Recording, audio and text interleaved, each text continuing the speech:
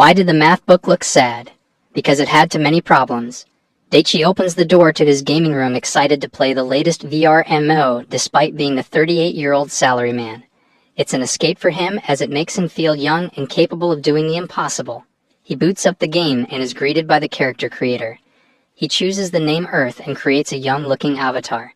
His in-game person doesn't stand out because he's not the type to be a main character. Daichi can only play for 2 to 3 hours a day because of his job and feels like it could cause trouble for other players if he tried to play with them. So he is already expected to play solo most of the time. To further deter himself from being invited to a party, he chooses skills like archery despite bows having bad accuracy. The next skill he equips is medicine, which is worthless because potions are cheap from NPCs. His kick skill has no special attacks, and his wind magic is weak against fire and earth spells. His sneak ability has high MP cost and loses effectiveness when the player moves, but the improved physical abilities skill gives a bounce, though not significant. He adds long-distance vision, production fingertips, woodworking, and cooking. Out of these 10 skills, 6 of them are underpowered. With everything confirmed, he jumps into the game world. The concept of the game allows players to freely do whatever they want. Since it's the launch day, the starting area is packed and Earth notices that he's the only archer. He is knocked over by Ward, who calls him a loser and mocks him for choosing a bow as his primary weapon because everyone knows that they are useless. But Ward chose to shop like a billionaire and buy the helmet from Tammy looking like a Wish version of Galactus. He ironically kicks Earth to the earth, which makes his party to laugh as they leave. Earth heads to the training hall and is inspired by all the players who are hard at work honing their skills. He goes to the range to get some practice, but his first shot is abysmal. He can see that the bow is even worse than people say it is, but doesn't get deterred and carries on shooting. By his 100th shot, he hits the targets and levels the archery skill by 5. He practices his wind magic and gets that to the same level.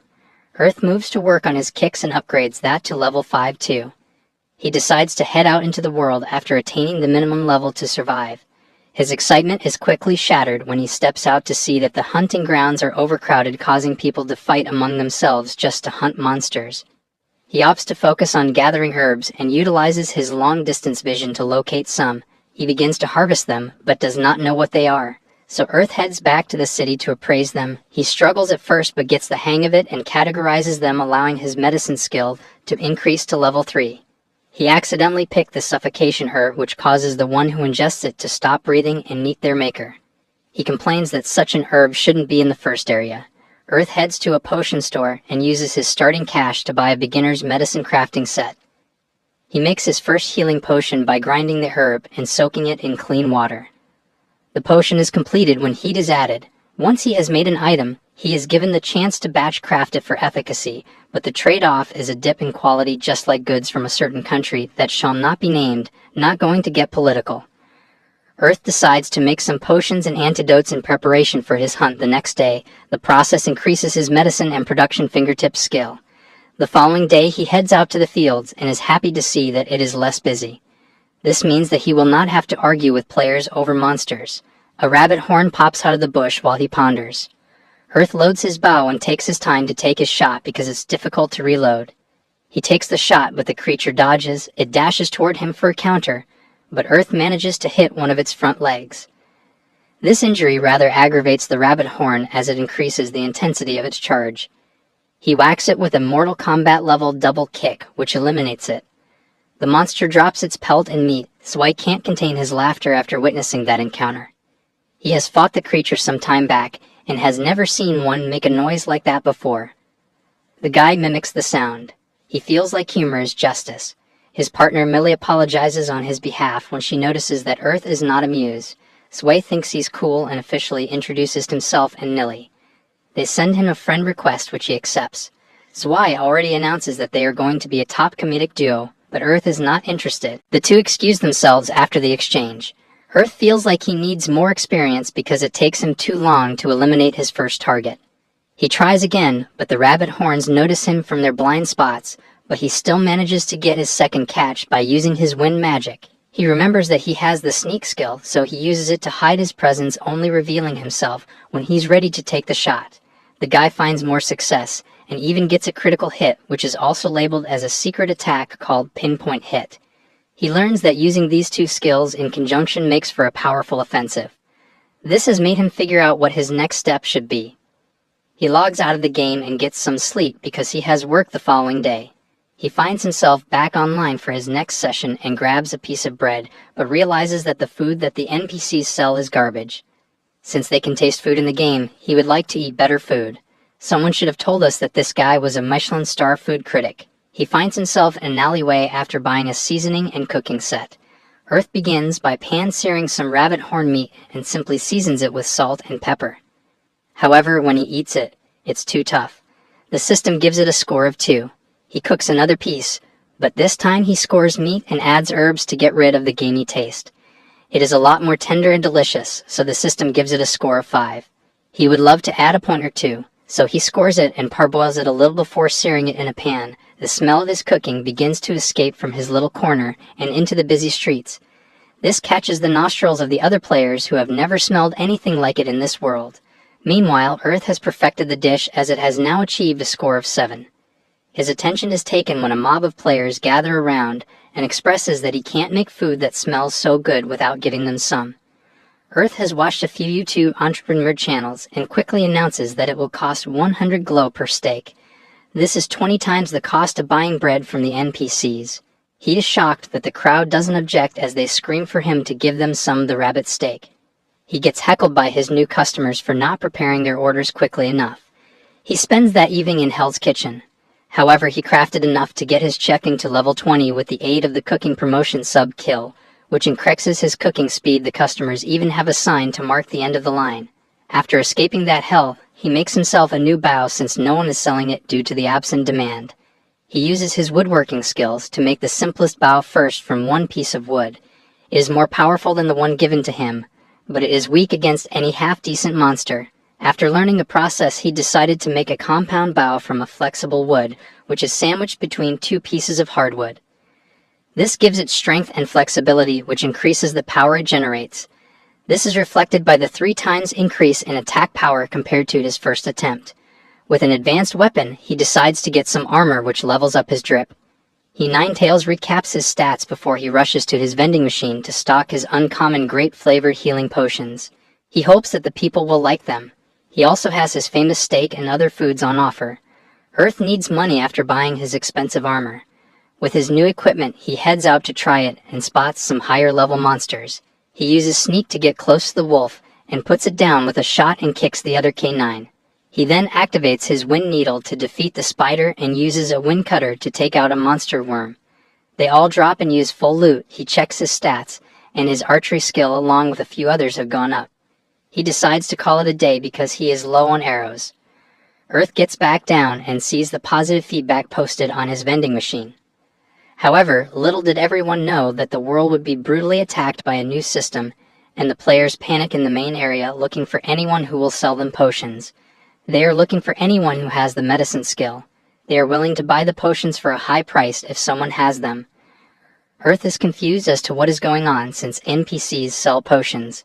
He calls Vi to ask for the rundown. He reveals that the NPCs have started saying they are out of potions. The redhead points out that it is bad for Earth because people are going to be begging for the potion juice that he was selling. The frantic players spot Earth and crowd him wanting potions. Zwei heads to his ear when he hears the commotion. Earth informs the crowd that he will be calling them for 40 glow, and they all agree they are finite, so he limits the maximum number to give per person. They are all happy to hear this and rush him. Shortly after, Zwei and Millie arrive. The redhead offers to deal with crowd control, while Millie offers to take the money so that he can focus on making potions. There is a lot of pressure on him since barely anyone took the medicine skill because they thought it was trash. He doesn't want the players to be upset because nobody has potions, so he uses batch crafting to make a lot. Soon enough, he runs out of medicinal herbs, so he must turn away new customers. Earth promises them there will be more the following day. Ward and his party barge in and demand that he gives them all the potions he has left.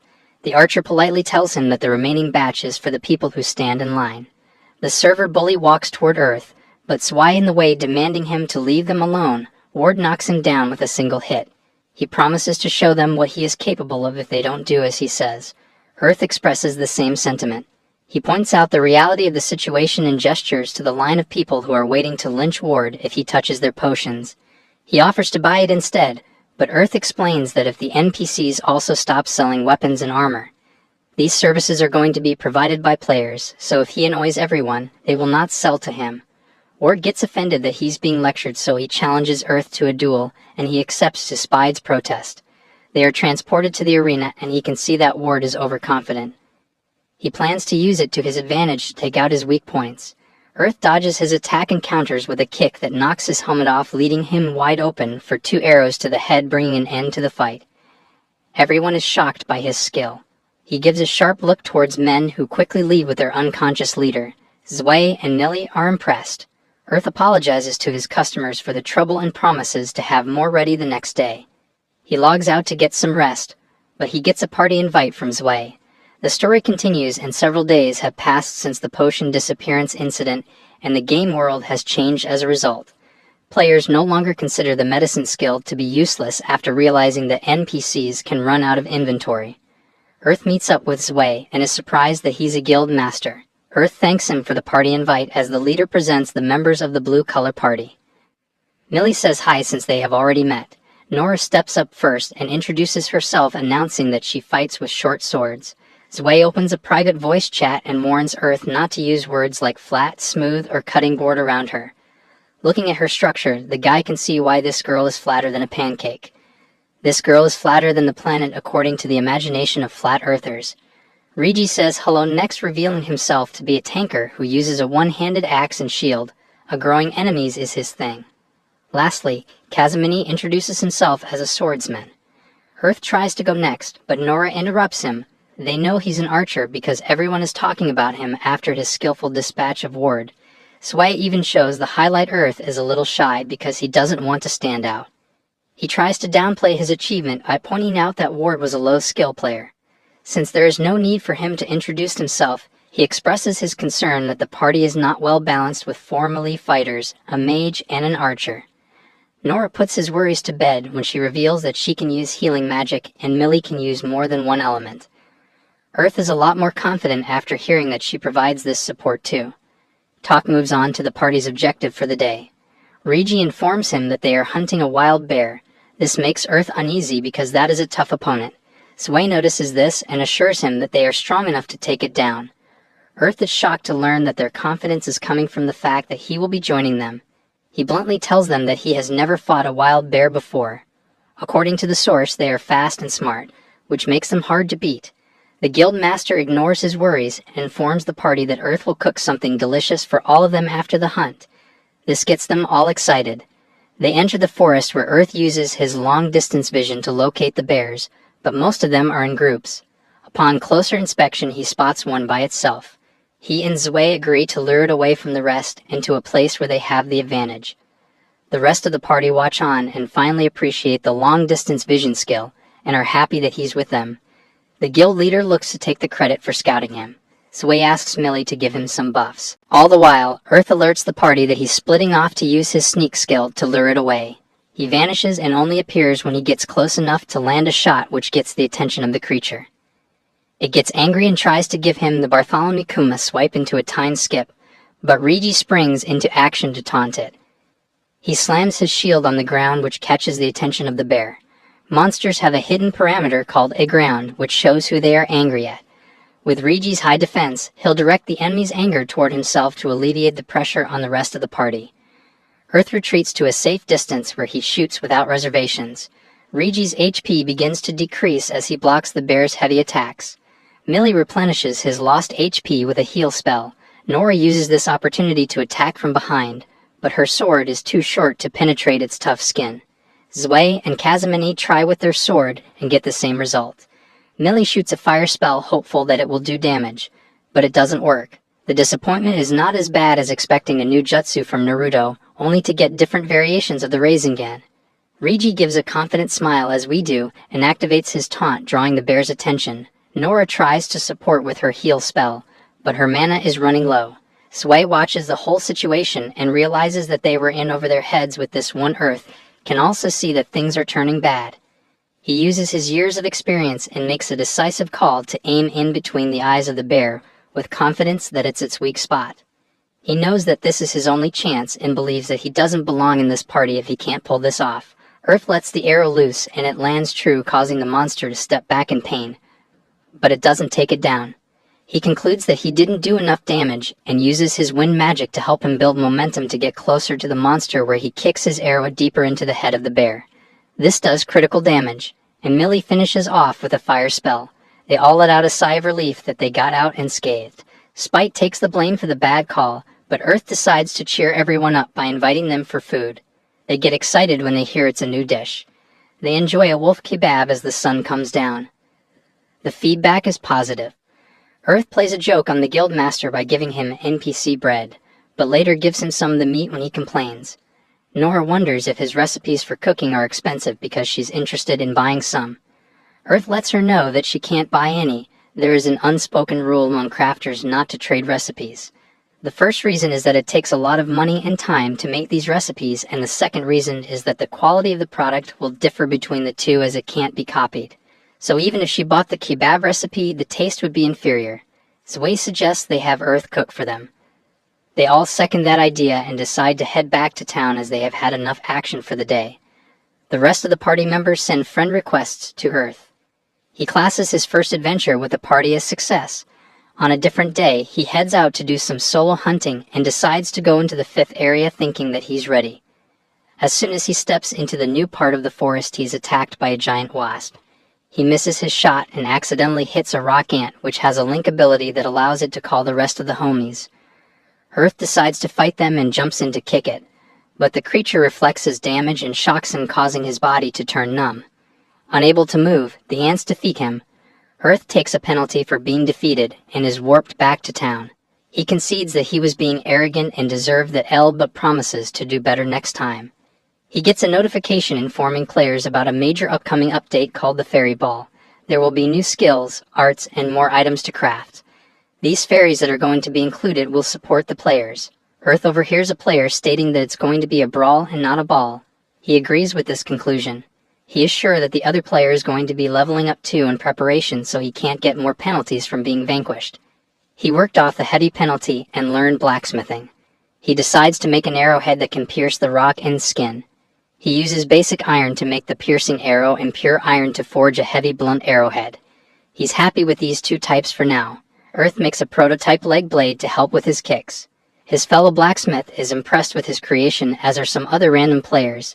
He intends to use and improve them and fights battles with them. He next heads to Mian the armor merchant and gets some bowstrings for his new weapon. Earth's archery level has reached 30, so he decides to specialize and chooses the hunting bow since it fits his playing style more. The short bow has a limited range, which would force him into close quarters combat, and he's not a melee fighter. The long bow has range and power, but it takes too long to fire, which is not good since he also likes to play solo. The hunting bow has just enough range, power, and maneuverability. He uses 3 experience points to specialize in the use of the hunting bow. This is a more powerful skill, so he'll get more attack bonus. Earth makes a new bow to complete his commitment. He roughly designs it and goes to forge the metal holder for it. Black comments that he has never seen a bow like this before. Earth alerts him that it's fun to make things that couldn't exist in the real world. After a short while, he completes his X-type compound hunting weapon, which has significantly more damage. As Earth tests it out, he realizes that it takes more strength to pull it than his old one. He goes over to his X-bow and rubs it like a pet, thanking it for everything as it helped him a lot, but he is excited to try his new one the following day. He goes out when the day breaks and he's confronted by an ant. He uses his vision skill to confirm that it doesn't have the link ability. Earth shoots a wind magic-infused blunt arrow which stuns the creature. This creates an opening for him to finish it off with a piercing arrow. He celebrates his victory and takes out the remaining ants. Earth brings the ants' exoskeleton back to town since they can be used to craft flight armor. He just hopes the armor merchant buys all his stock. The launch of the new update finally comes, and the system informs the players that they can make a contract with a fairy during this first half. Earth gets excited when a contract crystal appears before him. He hopes that he gets a wind fairy, as it will complement his playstyle. He makes sure the coast is clear before he tries to make a contract. Earth releases some of his magic into the crystal, causing it to vibrate and glow, and his happy face turns to shock as the top of his crystal shatters with nothing coming out. He gets a call from Zwei, so he heads over to his location, where the party is surprised to learn that he failed to make a contract with a fairy. They all show off their cool familiars, causing Earth to fall to the floor in despair.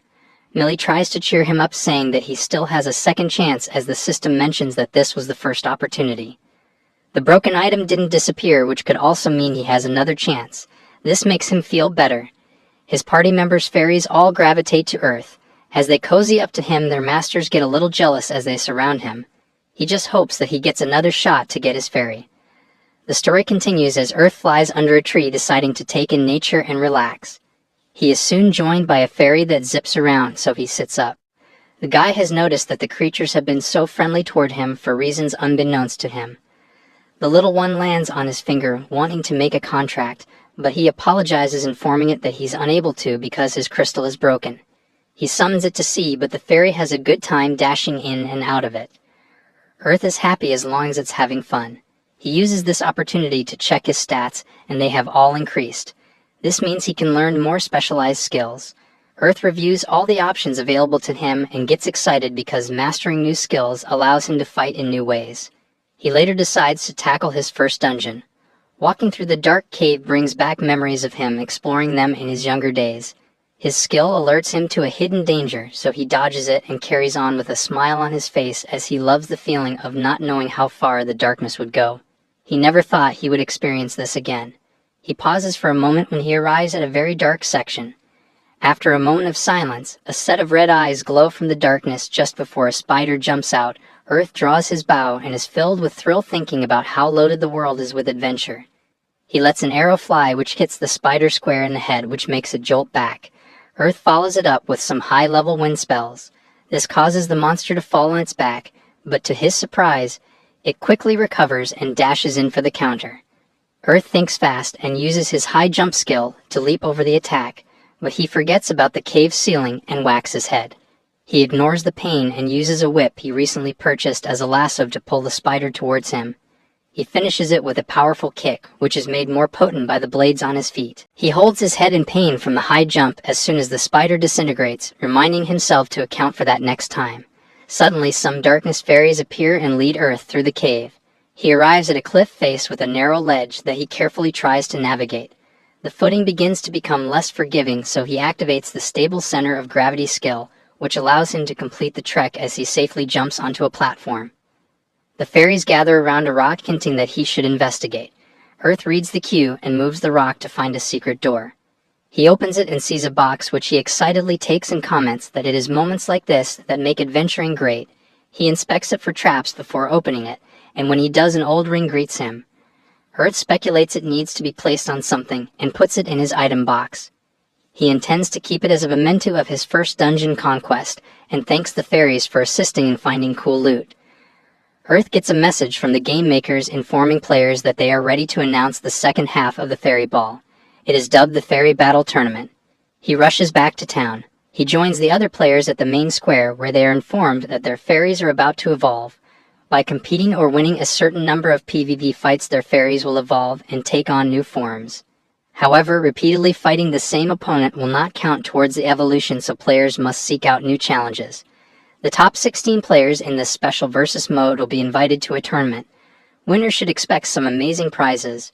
Players can also gain special titles that separate one from the rest. There are also hidden play styles that can earn hidden titles. Those who fail to make contract with fairies at first are given another chance. They can repair their contract's crystals via PvP. These repaired crystals have a guaranteed success rate and a higher likelihood of obtaining rare fairies. The game makers have also unlocked fairies' self-identity, which enables the fairies to act differently than before. They are directed to the site for more details. Earth can see that everyone is excited about this new announcement. However, he wonders how this will work since lots of players are bad at PvP. He just hopes that people don't start targeting craftspeople who aren't good at combat. He heads over to the blacksmithing area, where Black assures him that there is nothing for craftspeople to worry about with this PP. All the variants have agreed that they will gang up on anyone who tries to force them into a fight. This will be a huge deterrent, since no one wants the resentment from a whole guild to fall on them. Earth is glad to hear this. Black wants to know if he has gone to the new town yet. It is called Nexiaki. Sounds like a new age cult to me. They have opened a warp portal, so getting there is not a problem. It has already become a gathering place for the hardcore PvP crowd. The people who want to take their time are meeting up to fight around first. Earth is happy to see that the people are already starting to split into groups. This self-governance decision is what makes online games so special. Black is not interested in competing and only wants to swing his hammer around. He intends to leave the fighting to other players. Earth wonders what he's going to do. In the meantime, the game makers add the special title. He notices people commenting that he has a special title, so he checks, and is surprised to see that he is a fairy player. The dread washes the color out of him as he goes from anime to manga. He slowly looks up to see the red sign with his new title broadcasted. The title cannot be unequipped, and the only way to remove it is to fight one special PvP battle during the event. He falls to the floor in despair as a crowd gathers so that they can see his title. Earth finds this humiliating as some of the fairies come to support him. The title stands out too much for his liking. He remembers that PvP is his only way for him to lift the curse and begins to plead with anyone to fight with him. Rona steps and, accepting the fight, tears of joy run across his face as he thinks about the chances of him clearing this name. Rona has already heard about Earth, so she calls him by name casually. She reveals that she's a member of the blue-colored guild. Earth remembers it being the name of Zwei's guild as he recalls the hunt he went with them. Before the battle starts, Rona informs him that she uses martial arts, she has seen his kicks, and is excited to face them. Earth once again thanks her for fighting him. She is shocked to see her familiar fly to him. The bird is shy, so it cancels the fight request as it doesn't want to fight him. The creature flies around and lands on his shoulder. Everyone is excited to see this special name in action. Earth pleads for anyone to PvP him, but one of the fairies wants to fight. He falls to the floor feeling glum. Rona has never seen such an ability before. Some days later, Earth is busy frying food when Roma calls him. She wants some advice. He guesses that she's having problems feeding her familiar and would like him to make food that he'll eat. She's amazed as to how he knew. Earth wastes no time telling her that half the servers are asking for the same thing. He made some carriage for a player who complained about his familiar not eating the bread. The carriage went down a treat, so he must have spread the word. The line is so long that he must limit orders to packs of 3. He's overwhelmed by the orders, but he's fighting through thanks to his cooking skills. What he really needs is Makoto to come help in Chef Gordon Ramsay style. The rush was more bearable when Roma came to help. The place is less busy now because of her assistance. Other cooks have started to make fairy food, which has helped him a lot. Rona suggests they go check out the new town after they close. They warp there and head straight to the PvP area. Rona notices that there is something strange about the wolf currently battling, and he agrees. The fight begins, and the player with the bird fairy works well with his familiar. However, the other player calls for his familiar's help during a key exchange, but the wolf ignores its master's command, which leads to his defeat. Rona wants to know what just happened because she didn't think that a fairy could ignore its master commands. Earth reveals that the guy is a slave fairy user. This is the term used to describe those who abuse their fairies. They hit their familiar to make them do what they want or don't treat them kindly. Some of the fairies can stop listening as a result. The loser gets frustrated and prepares to hit his fairy. Earth can see it's going to result in something bad happening. He explains that he once saw a video of a slave fairy user pushing its familiar to the edge. As a penalty, he had to fight his contracted fairy, which got a power-up so the player didn't stand a chance. His contract crystal was taken for losing the battle, and all his fairy-related data was reset. The loser pauses because he also saw the video and knew what was coming after the hit. Rona didn't know such a system existed. Earth reveals that it's a similar system that has been employed in older online games. He guesses that the gamer makers wanted to pay tribute to those types of mechanics. Earth decides to log out to get some rest. The following day, Earth is back in the game and cleans up after a long day of selling. He is visited by the loser, and he wants to talk to him about his title. The guy wants to make things right with his fairy. He saw a video of somebody's fairy attacking them and does not want to meet the same fate. As he plays with the familiar, he wants to know why its owner was mean to it in the first place. The loser explains that he didn't know how to care for his familiar, so he checked online and saw people treating them like circus animals. He did the same, but after it got a personality, it stopped listening to him, causing the loser to hit it a few times to make it obey. He knew deep down he was not supposed to be doing that. He has come to learn a better way and even offers to pay. Earth rejects it, warning him not to make that a habit when trying to solve his problems. He advises that the loser needs to treat his fairy like a friend. They should fight, take breaks together, and when he's logging out, he should say goodbye. He could even share a meal with it. This resonates with the loser, so he pleads with Earth to make him a portion of carriage since he's the famous fairy player chef. But Earth gets annoyed because he didn't know he was given a nickname. The guy takes one and feeds it to his fairy. It is hesitant at first, but it eats it. This kind gesture dispels the negative energy around the creature. The guy thanks him with tears in his eyes, and the rekindled duo walk into the sunset ready to live their new lives. Earth's admiration of his handiwork is disrupted by an old man who comments on how wonderful what he just witnessed is. He introduces himself as Silver. He informs Earth that they need to talk and asks if they could go someplace where there aren't many people around. Earth takes him to a secluded safe house where he offers Silver a seat so that they can freely talk. He notices that the old knight has some of the best equipment in the game. He rightly concludes that he's one of the top players playing the game's toughest content. Silver wastes no time and asks if Earth has met a player named Glad. After a moment of thought, he says no. The knight reveals that there are rumors that he's targeting players who have the fairy player title, so he assumed that he might have come after him. Hearing this catches Earth's attention, so he wishes to know who this player is. Silver confesses that he was a former member of his party. Apart from his behavioral issues, he was a very skilled tanker, but began to look down on the other members as his arrogance increased. However, when the event began, he was not able to make a contract with the fairy. The guy became resentful and took it out on the other players. He couldn't take a slice of humble pie, so Silver took the executive decision as leader to banish him. Silver summons his rear perfect light Valkyrie fairy as he explains that Glad got more jealous as the leader tried to reason with him. However, after the last update, he was able to get a new crystal and made a contract with a Darkness Fox fairy. He is currently roaming around challenging people to special PvP duels.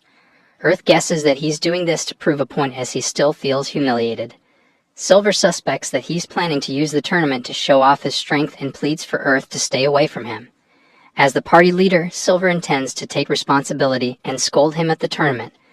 Earth understands the old man's worries, but thinks it's dangerous to just believe one side of a story. The following day, he goes hunting using the taboo of challenging players to PvPs while they're fighting monsters as a protection against Glad. Earth first antagonizes the wild bear with a headshot and uses his archery arts to mirror himself to increase his shots as it jets towards him. He then brings it down with his whip and finishes it off with a bladed kick.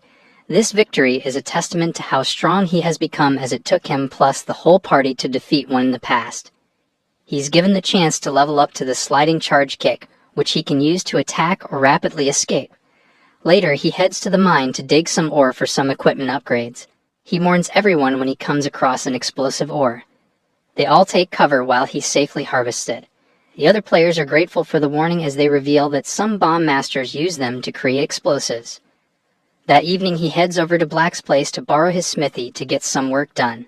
He is inspired by the twisted blade and makes a similar arrowhead that increases his piercing capabilities. It also adds the laceration buff, which reduces the enemy's HP over time. He moves on and uses light steel to create the triangle blade whip. The thing looks like something straight from a medieval torture room. Opponents that are bound by it continually receive damage. He thanks Black for the help before heading to the potion workshop, where he's given a space in the basement to work on his explosive ore. The underground area is good in case he has an accidental explosion. The damage will be contained. He puts his medical skills to the test and makes 3 oils with different rations. Earth heads out to a secluded area to test them out. He throws 3 oil, and it doesn't ignite, so he moves on to B, which causes a huge explosion that blasts away 80% of his HP. It is far too powerful, but he keeps it as a last resort to bring down a monster he is about to see defeat. The system names it Helmine Oil. After taking a healing potion, he tries the last one, which causes the perfect explosion. It is named Enhanced Oil. He makes more and uses it to take down 3 wild bears. This boost in EXP raises him to level 50 for both his hunting bow and wind magic. He is given the chance to combine them to specialize in an elemental weapon art, but he will lose the ability to increase his hunting bow and wind magic skills. He confirms his decision and practices the first skill, the Gatling Arrow. This allows him to shoot in busts. However, he can only shoot 2 at his current level. The other skill is Fly, which allows him to use wind magic to traverse great distances. He heads back to the town, where he places an order to the armor merchant to make him a cape to protect his back. Their conversation is interrupted by an announcement for all players that the scoring for the Fairy PvP event is over. The top 16 players are listed for the final tournament, and Earth is not surprised to see that Silver and Glad are topping the table. The following day, the tournament kicks off with a large crowd gathered. Earth uses his vision skill to locate the other players who have the Fairy Player title and resonates with their struggle. Meanwhile, the top players put on a great fight and display of skill, but Silver and Glad are the last two standing as they meet in the final. Earth is surprised to see that Glad can use wind magic, which he uses along with his other skills, to best Silver, making him the winner. His fairy evolves into a fox humanoid fairy queen. She refuses to stay subordinate to Glad and reveals that the purpose of the event is to select the next ruler of the fairies. They were told that it should be someone strong and well-versed in the arts of war. However, fairies are not warlike creatures, so they learned how to fight from humans, the masters of war. The winner of each fight would inherit the experiences of the loser until the last one standing becomes their ruler, which is now her. Glad tries to make it seem like he was used, but the Fairy Queen points out that he only saw her as a tool to get his revenge, and now that he has it, their contract has expired. She offers him some money on top of the tournament winning plus a replacement fairy on the same level as the queen before she evolved. This is compensation for his work, but the guy does not take it and challenges the queen instead, which means the deal is off if he loses. The fight starts, and he gets beaten so badly with a barrage of spells that she allows Silver to take over now that he has been force-fed the humble pie. The monarch then calls the 3 Fairy Player title holders and commends them for their abstinence in the fight. She evolves the 2 who had fairies as their reward, and gives Earth the chance to fight her as his reward, which confuses the guy. Things continue as Earth pleads for clarification regarding this sudden battle. The Queen explains that he didn't experience the event with a fairy by his side, so she would like him to go through the process of fighting her. Whether he wins or not is not important. The Queen intends to give him some of her power as his reward regardless. However, if he wins, she will give him a bonus in the form of more power. His Fairy Player name disappears as soon as he accepts the terms of the battle. Meanwhile, in the real world, the executives of the VR gaming company gather stating that the event has reached its climax. They eagerly watch on to see how this battle plays out. Back in the game, the other players excitedly wait as Earth prepares his equipment. He also uses this time to formulate a plan on how to win. The guy acknowledges the variety and power of the Fairy Queen's magic. He's especially fearful of the high explosion spell she used to end Glad. The only advantage he has is the fact that he has seen her fight once before. He also doubts she fought an archer while participating in the tournament. Earth still can't believe that his chosen combination of underpowered skills has come in so handy. The archer is aware that she will adapt to his fighting style if the battle drags out, which will nullify his advantage. Earth concludes that he can't win by fighting fair, so his only other option is to fight dirty. He packs his loadout and confirms his readiness to the Queen.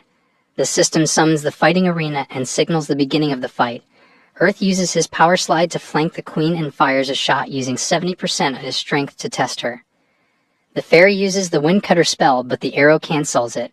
Earth is happy to see this because this means that at full strength it might be able to overpower her. The monarch wastes no time and follows up with a fire attack that the archer dodges.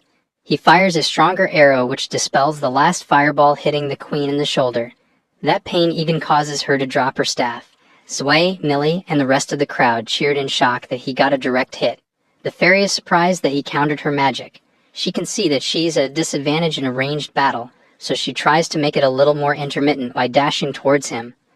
Unfortunately, Earth doesn't want her anywhere near him and wants to stick to the 6 feet rule back in 2020, so he pulls out a potion that she thinks he's going to drink.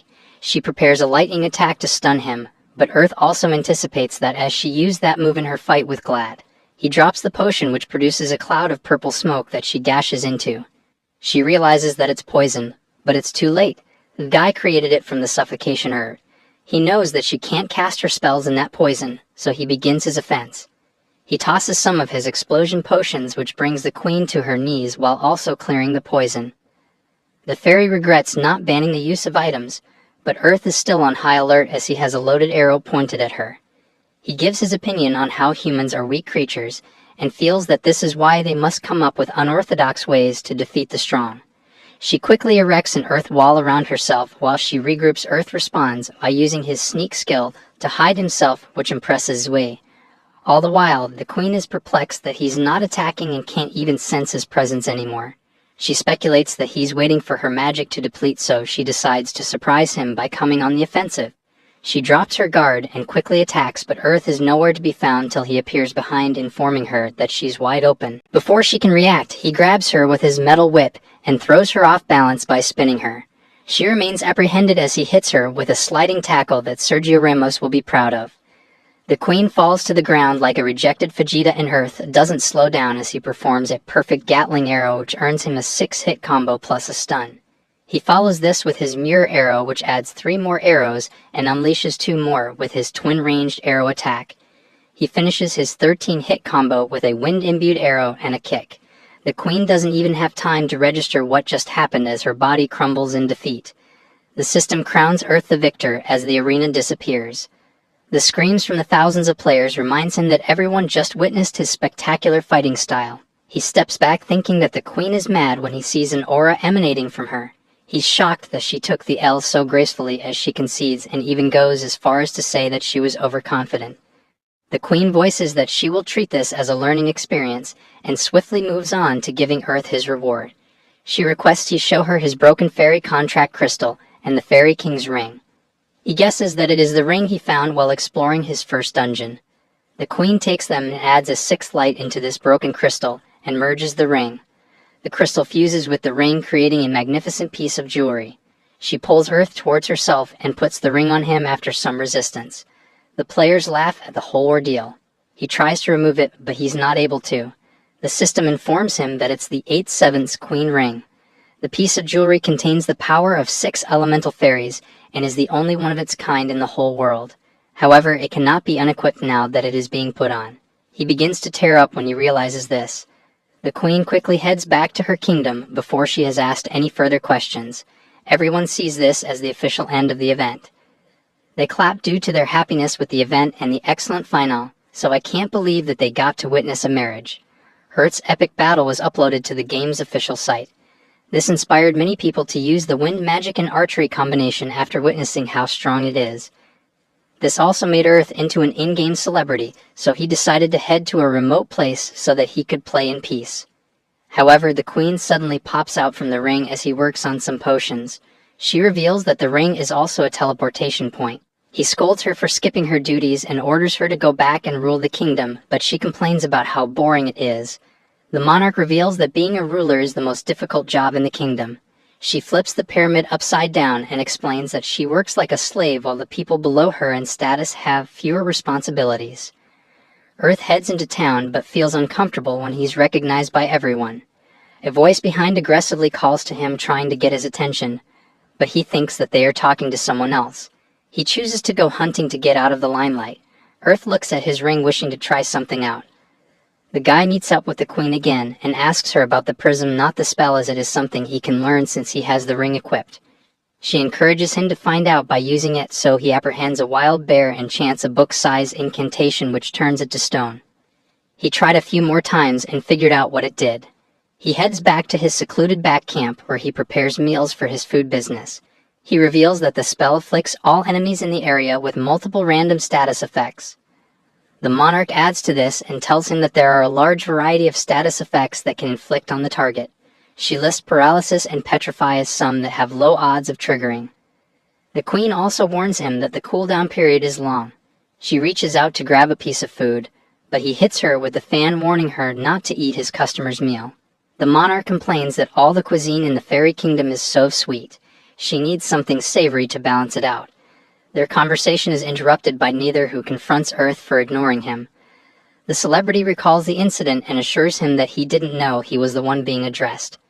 Neither introduces himself as a member of the Bow of Apollo Guild and begins to give a speech about how their goal is to offer salvation to all oppressed archers everywhere.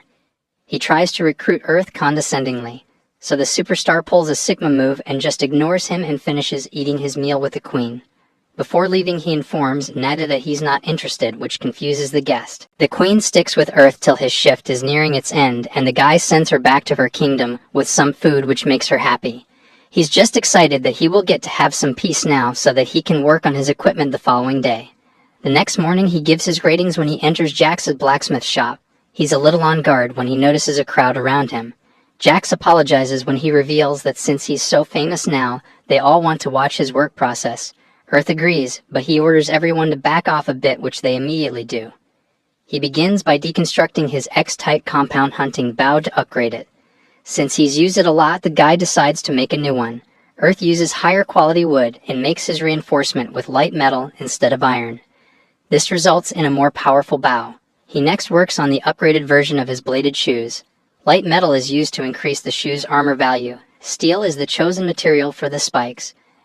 And the screw twist method is utilized to improve attacking power. Earth moves the blade to the front of the shoe this time and makes it modular for easier maintenance. These amendments will allow him to be more versatile with his kicks. After a while, the fawn leg blade is complete. He practices a few kicks in them, and the observers clap in admiration of his craftsmanship. Earth preferred it when everyone saw him as a weirdo. He stops feeling sorry for himself as he gets excited to see the last part of his loadout upgrade. He heads to the armor shop where the merchant gives him the cape he ordered. Earth is shocked by the quality as it scores a 9. The surprises keep coming when he hears how affordable such a high quality of work is since they agreed on a price. She's not willing to increase it just because the final product is of a higher quality.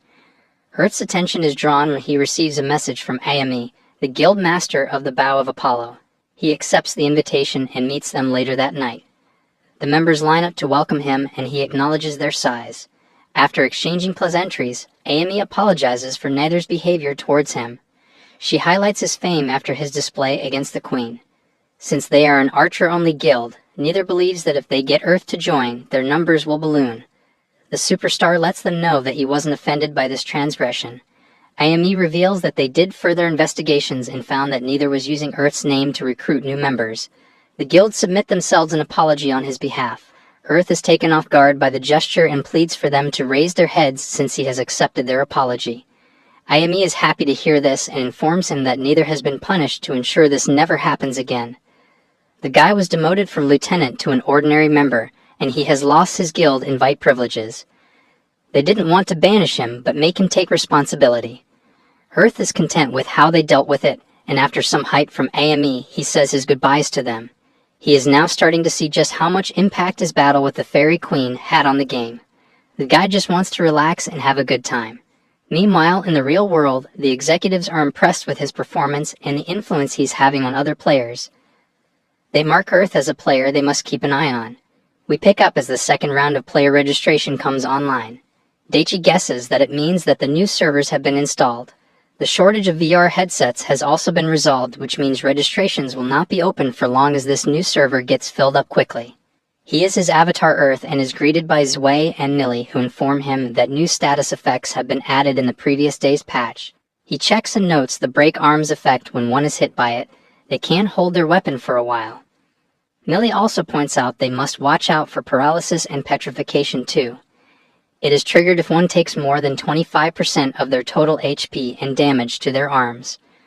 Earth is just happy that other players can't steal the dropped weapons. He recalls it happening to him in a previous game. The announcement of a new update catches their attention. The broadcaster informs them that a new dungeon is coming. Its name is a challenge from the departed. It is entirely randomly generated, so each time players enter they will be greeted with a completely new experience. There will be a plethora of traps waiting for unlucky players, therefore those who can't think quickly will join the dead in the labyrinth. They have a 1-hour time limit to reach the 10th floor as their first goal. It is up to the players if they want to accept the challenge from the departed. Earth gets excited hearing this. Before the announcement ends, they play a trailer for the second round of player registration. Zwei in the party fighting the bear is featured as well as Earth's epic battle against these not comfortable having such a big spotlight shine on him, fearing that new players will think bows are a lot stronger than they are. He knows they will regret choosing it later. With the announcement done, Earth prepares himself for the new dungeon by equipping a shield. He blocks the charge of a wolf as he internally explains his doubt that he could not have gone any further in the game with dodging as his only defense. This would have been worse in the cramped areas in the labyrinth. He tries his new fighting style on a rock ant by deflecting its attacks and countering with a shot. He specialized his shield skill in the small variant, which makes it easier to use his bow. This has made it much more simple to gather materials. He heads to the Black's Forge to make some new equipment. The owner of the facility wonders what he's making this time around. Earth reveals that he's making a new compound bow with plans he brought from the real world. The blacksmith notices that the otherworld bow has a high attack despite the quality score being low. He feels like other archers would love it. Earth has a different sentiment since it requires special arrows to use which cost a lot. He made it so that he could understand how the mechanic works, so he has no intention of using it. Black's guesses that he intends to use these mechanics to make something better. Earth confirms this but admits that it doesn't exist in the real world, so he must draw up the plans himself. After a couple of days working on it, he finally finishes the secret light metal shield. It gives good defense but also has a hidden function. He used materials from the rock ant's exoskeleton on the sides of the shield to strengthen it. Although it is primarily to protect the compound bow parts, he placed them inside the back. When activated, the shield turns to a secret bow which has high attack power and accuracy. He speculates that the accuracy bonus is because of the little scope sight he added. Why is this guy moving like he is in Call of Duty? When he lets go of the grip, it goes back to functioning as a normal shield. This is why he raised his shield skill on his right hand and did all that work. The bow works strangely, but it was intended only for his use, so he's okay with that. He practices a shot and it's powerful. Even if he gets hit with the break arms effect, he can still attack at long range. I bet this guy would give Sunraku a good run in Shangri-La Frontier. The day of the dungeon update drops and Earth arrives at the area to meet plenty of players ready to try their luck. All the merchant players parade around advertising their potions and products to get the others prepared for the raid. Earth is approached by a party of Power Rangers-inspired players who look like they got their costume from AliExpress. They want him to join them on the first incursion as the Black Ranger is out of action due to a stomach bug. He decides to join because he doesn't think he will get too far on his own. As soon as they enter, the Red Ranger orders everyone to charge, but Earth stops. He uses his threat detection skill to survey the area, and it's filled with many traps, with 4 of them being instant extermination. It is expected for hero types like them to fall for traps, but he doesn't intend to have them wiped out. Earth orders everyone to take his lead as he carefully navigates through the dangers. The blue guy comments on how Red made the right call to recruit Earth. The newcomer understands their apprehension since spontaneous additions can sometimes lead to ruined team dynamics. Red remarks that there was no way the husband of the Fairy Queen would be weak. Hearing this makes him want to cry since he doesn't want that title. They safely get through the trap-infested room, and the Rangers take the lead on the next section and swiftly dispatch some skeletons. Earth is impressed with their combat ability, which frees him up to focus on finding traps. They eventually arrive at the stairs to the second floor, and it has taken them 18 minutes so far to get there. They are taking too long for a 1-hour dungeon. Earth apologizes for his delay in disarming the traps, but the others assure him that it is better to be safe than sorry. The group intend to make it to the 3rd floor even faster. Earth likes the fact that it's part of the beauty of randomly generated dungeons. The party proceeds ahead and come across a unit of whites and skeleton soldiers. Pink decides to handle this using a magic attack that destroys the whites. Green notes that they are different from the ones they saw on the 1st floor. More whites appear, so they switch to melee and launch their assault. Unfortunately, their attacks are not working until a wind-imbued arrow from Earth defeats it. He informs them that whites don't take physical damage, so this battle should be left to those who can use magic, and with that the threat is dealt with. They make swift progress through the 2nd and 3rd floors and find the way down to the 4th. The group lost a lot of time dealing with the tricky monsters. It has already been 40 minutes, so Earth lets everyone know that it would be impossible for them to make it to the 10th in the remaining time, so they should aim for the 5th floor instead. Red has no objection to that, so with that settled the group moves on to the 4th floor. As soon as they step down, Earth gets a sensation as if the Grim Reaper is caressing his face. He alerts the others that there is something amiss with this floor, and soon after they hear cries for help behind a door. Red's hero ego kicks in as he dashes in like a fool, assuring those in danger that he's coming. Earth yells for him to stop, but the thought of playing hero is too tantalizing. He kicks down the door and is followed by his equally dense party members. Earth is taken aback by the lack of safety protocol he's witnessing, but he's not too surprised since they share half a brain cell between them all. He's left with no other option but to run into the darkness too. It slams shut as soon as he enters. A sinister aura surrounds the door. Earth notes that the trap has locked them in the room. He has already deduced that it is the type that won't let them leave until they complete the room's quest. He turns and sees the 2 injured players facing an army of whites and skeleton soldiers. Earth quickly checks to make sure that the area is not littered with traps, and after confirming that none are present, he gets excited because this means he can fight at his full strength. He starts with a Gatling arrow imbued with wind magic, Blue and Pink heal the wounded players while the rest help Earth. The others are eager to join the fight when they are fully recovered, and within a short period they clear the room. The door opens and the two party leaders shake hands as the other guy thanks Red for being a hero. Their attention is brought to a giant chest that appears in the room. The second guy approaches it excited to see what's inside. Earth uses his threat detection, which informs him that chest is extremely dangerous. He tries to warn the guy not to touch it, but he thinks that Earth is laying claim to it because his party saved them.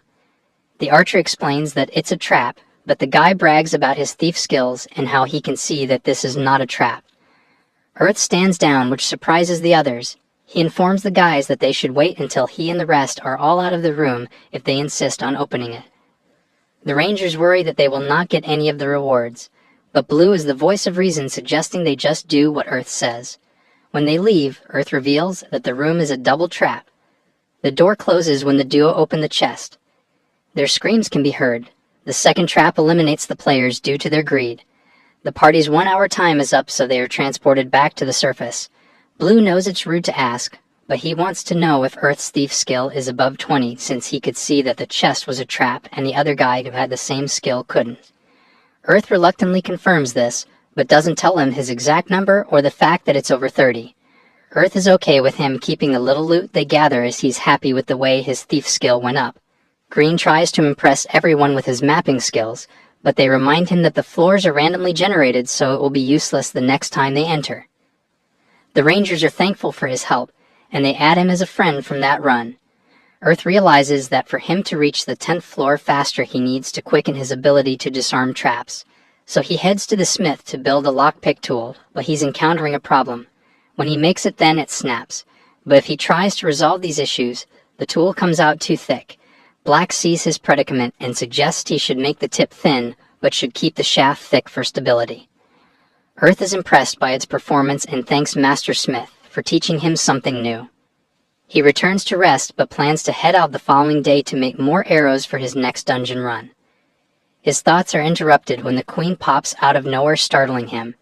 She informs him that she's going to give the new adventurers their contract crystals so that they can get fairy companions. After he rejects the fact that they are married, she leaves to perform her duties. The following day, Earth heads out to cut some trees to make arrows, which he completes quickly. He is later joined by the Queen, who looks worn out. She complains about the conduct of some of the new players who tried to court her. She even beat them, but they seemed to enjoy it, which only disturbed her more. She demands Earth sign a marriage certificate to make things official. He takes her mind off the bad experience by making her steamed meat buns, which he unlocked because his cooking skill has reached 50.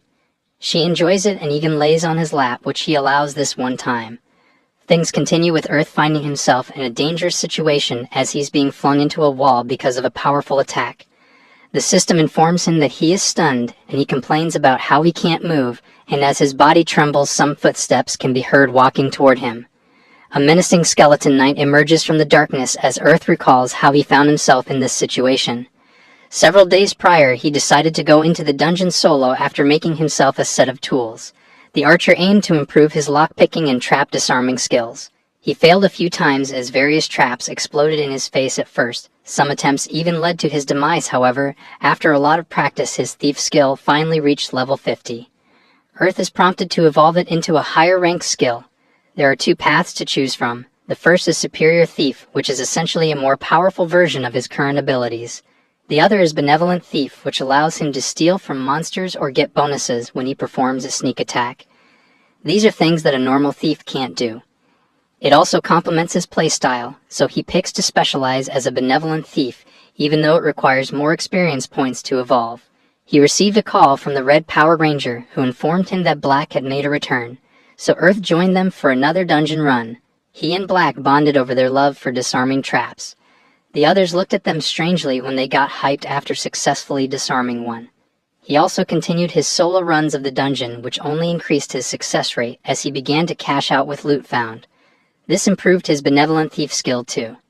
He also noticed that the monsters are attracted to light, so he turned off his lantern and used his long-distance vision skill, which allowed him to see in the dark. This enabled him to drastically reduce the number of battles that he had to fight so he could go deeper into the dungeon quicker.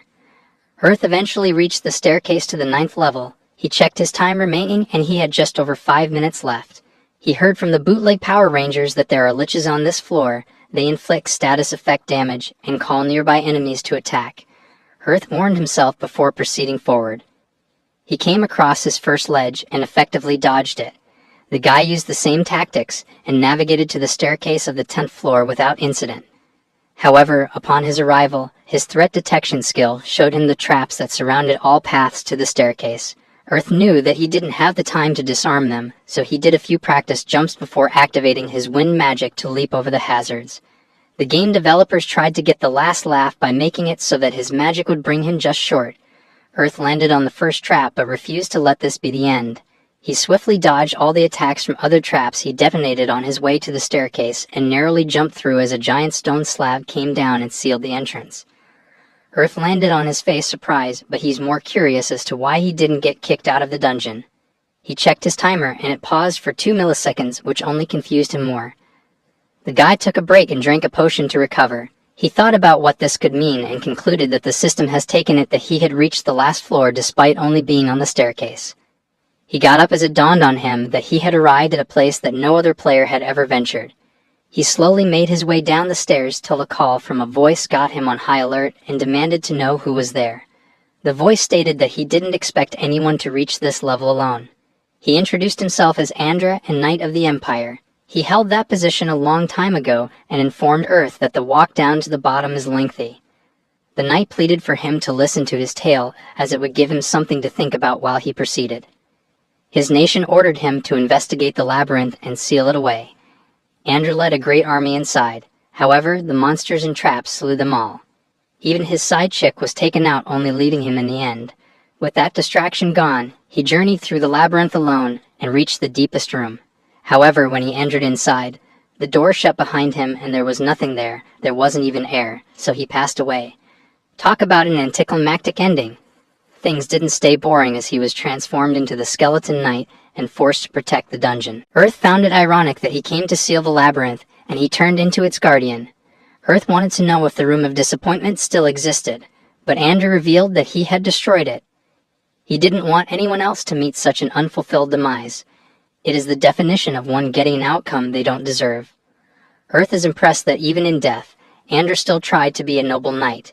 The ancient soldier informed the player that he would be waiting at the bottom of the stairs.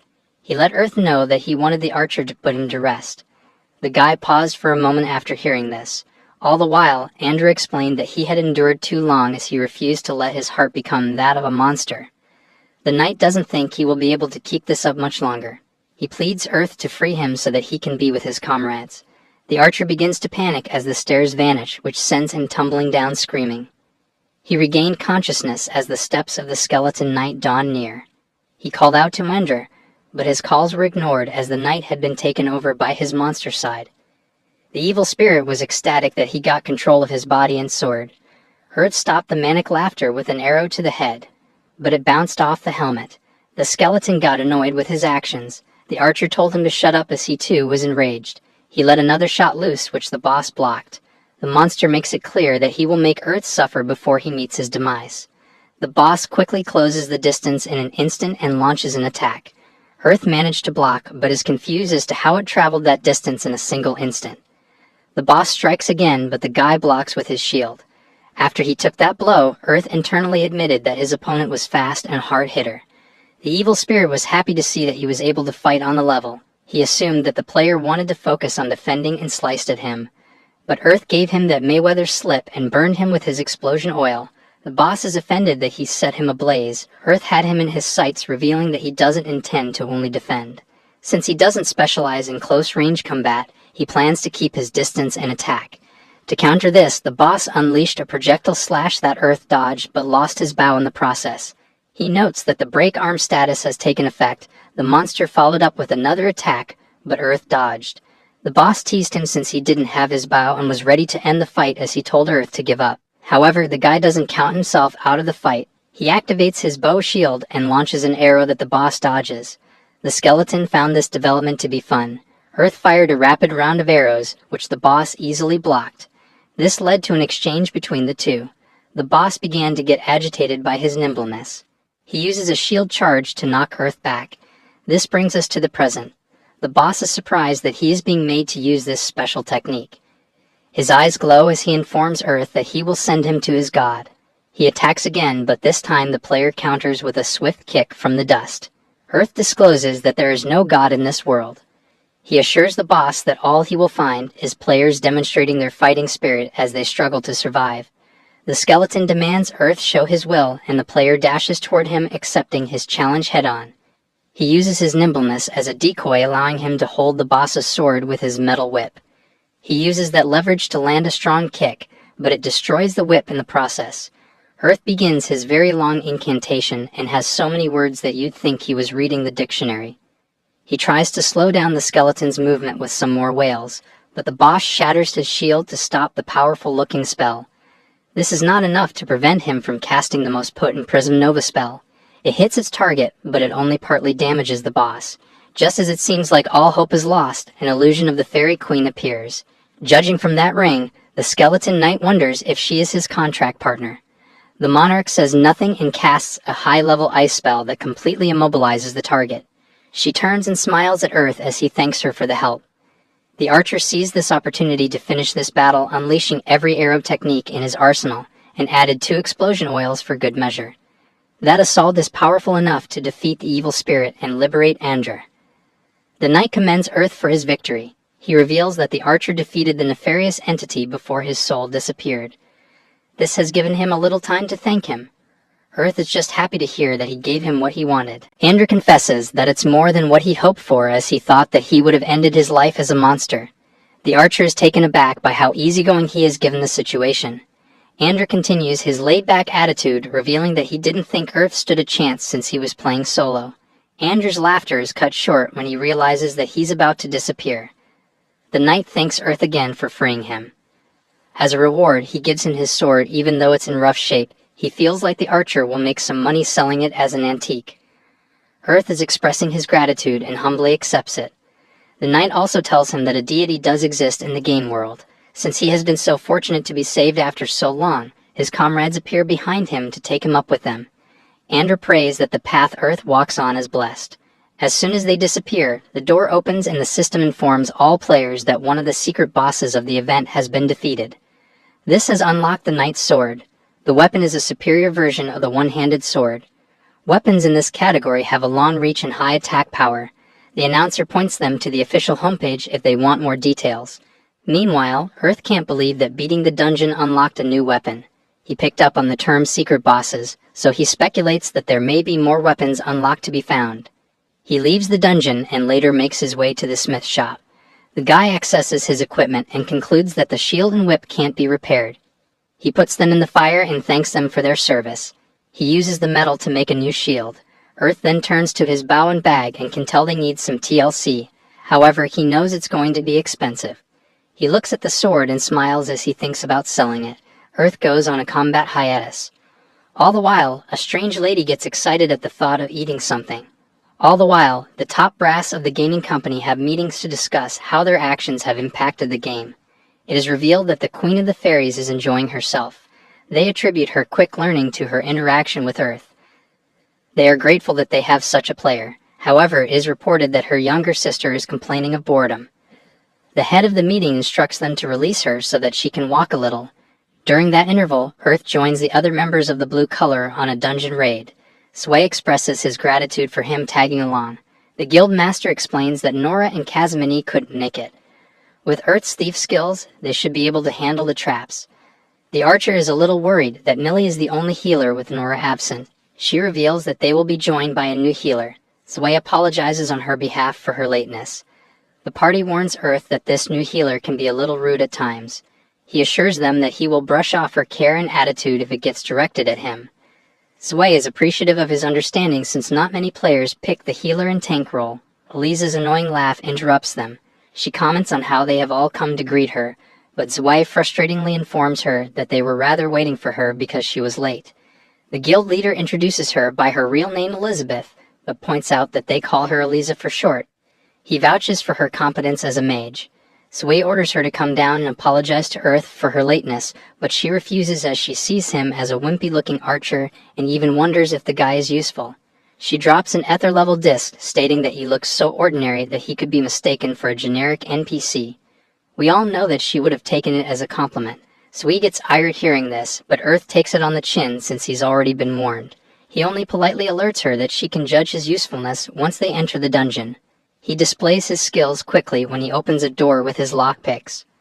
The party is so grateful that he's on their team as there were a lot of traps that he disarmed on the previous floor. The archer points out that some of them eliminate the player in one hit. Eliza is forced to acknowledge his trap disarming skills, but she refuses to be converted. The party makes it to the 5th floor and Zwei calls for a break, but he's reminded that they are on a timer. Rigi reminds everyone to be careful from this point forward since there are dangerous enemies.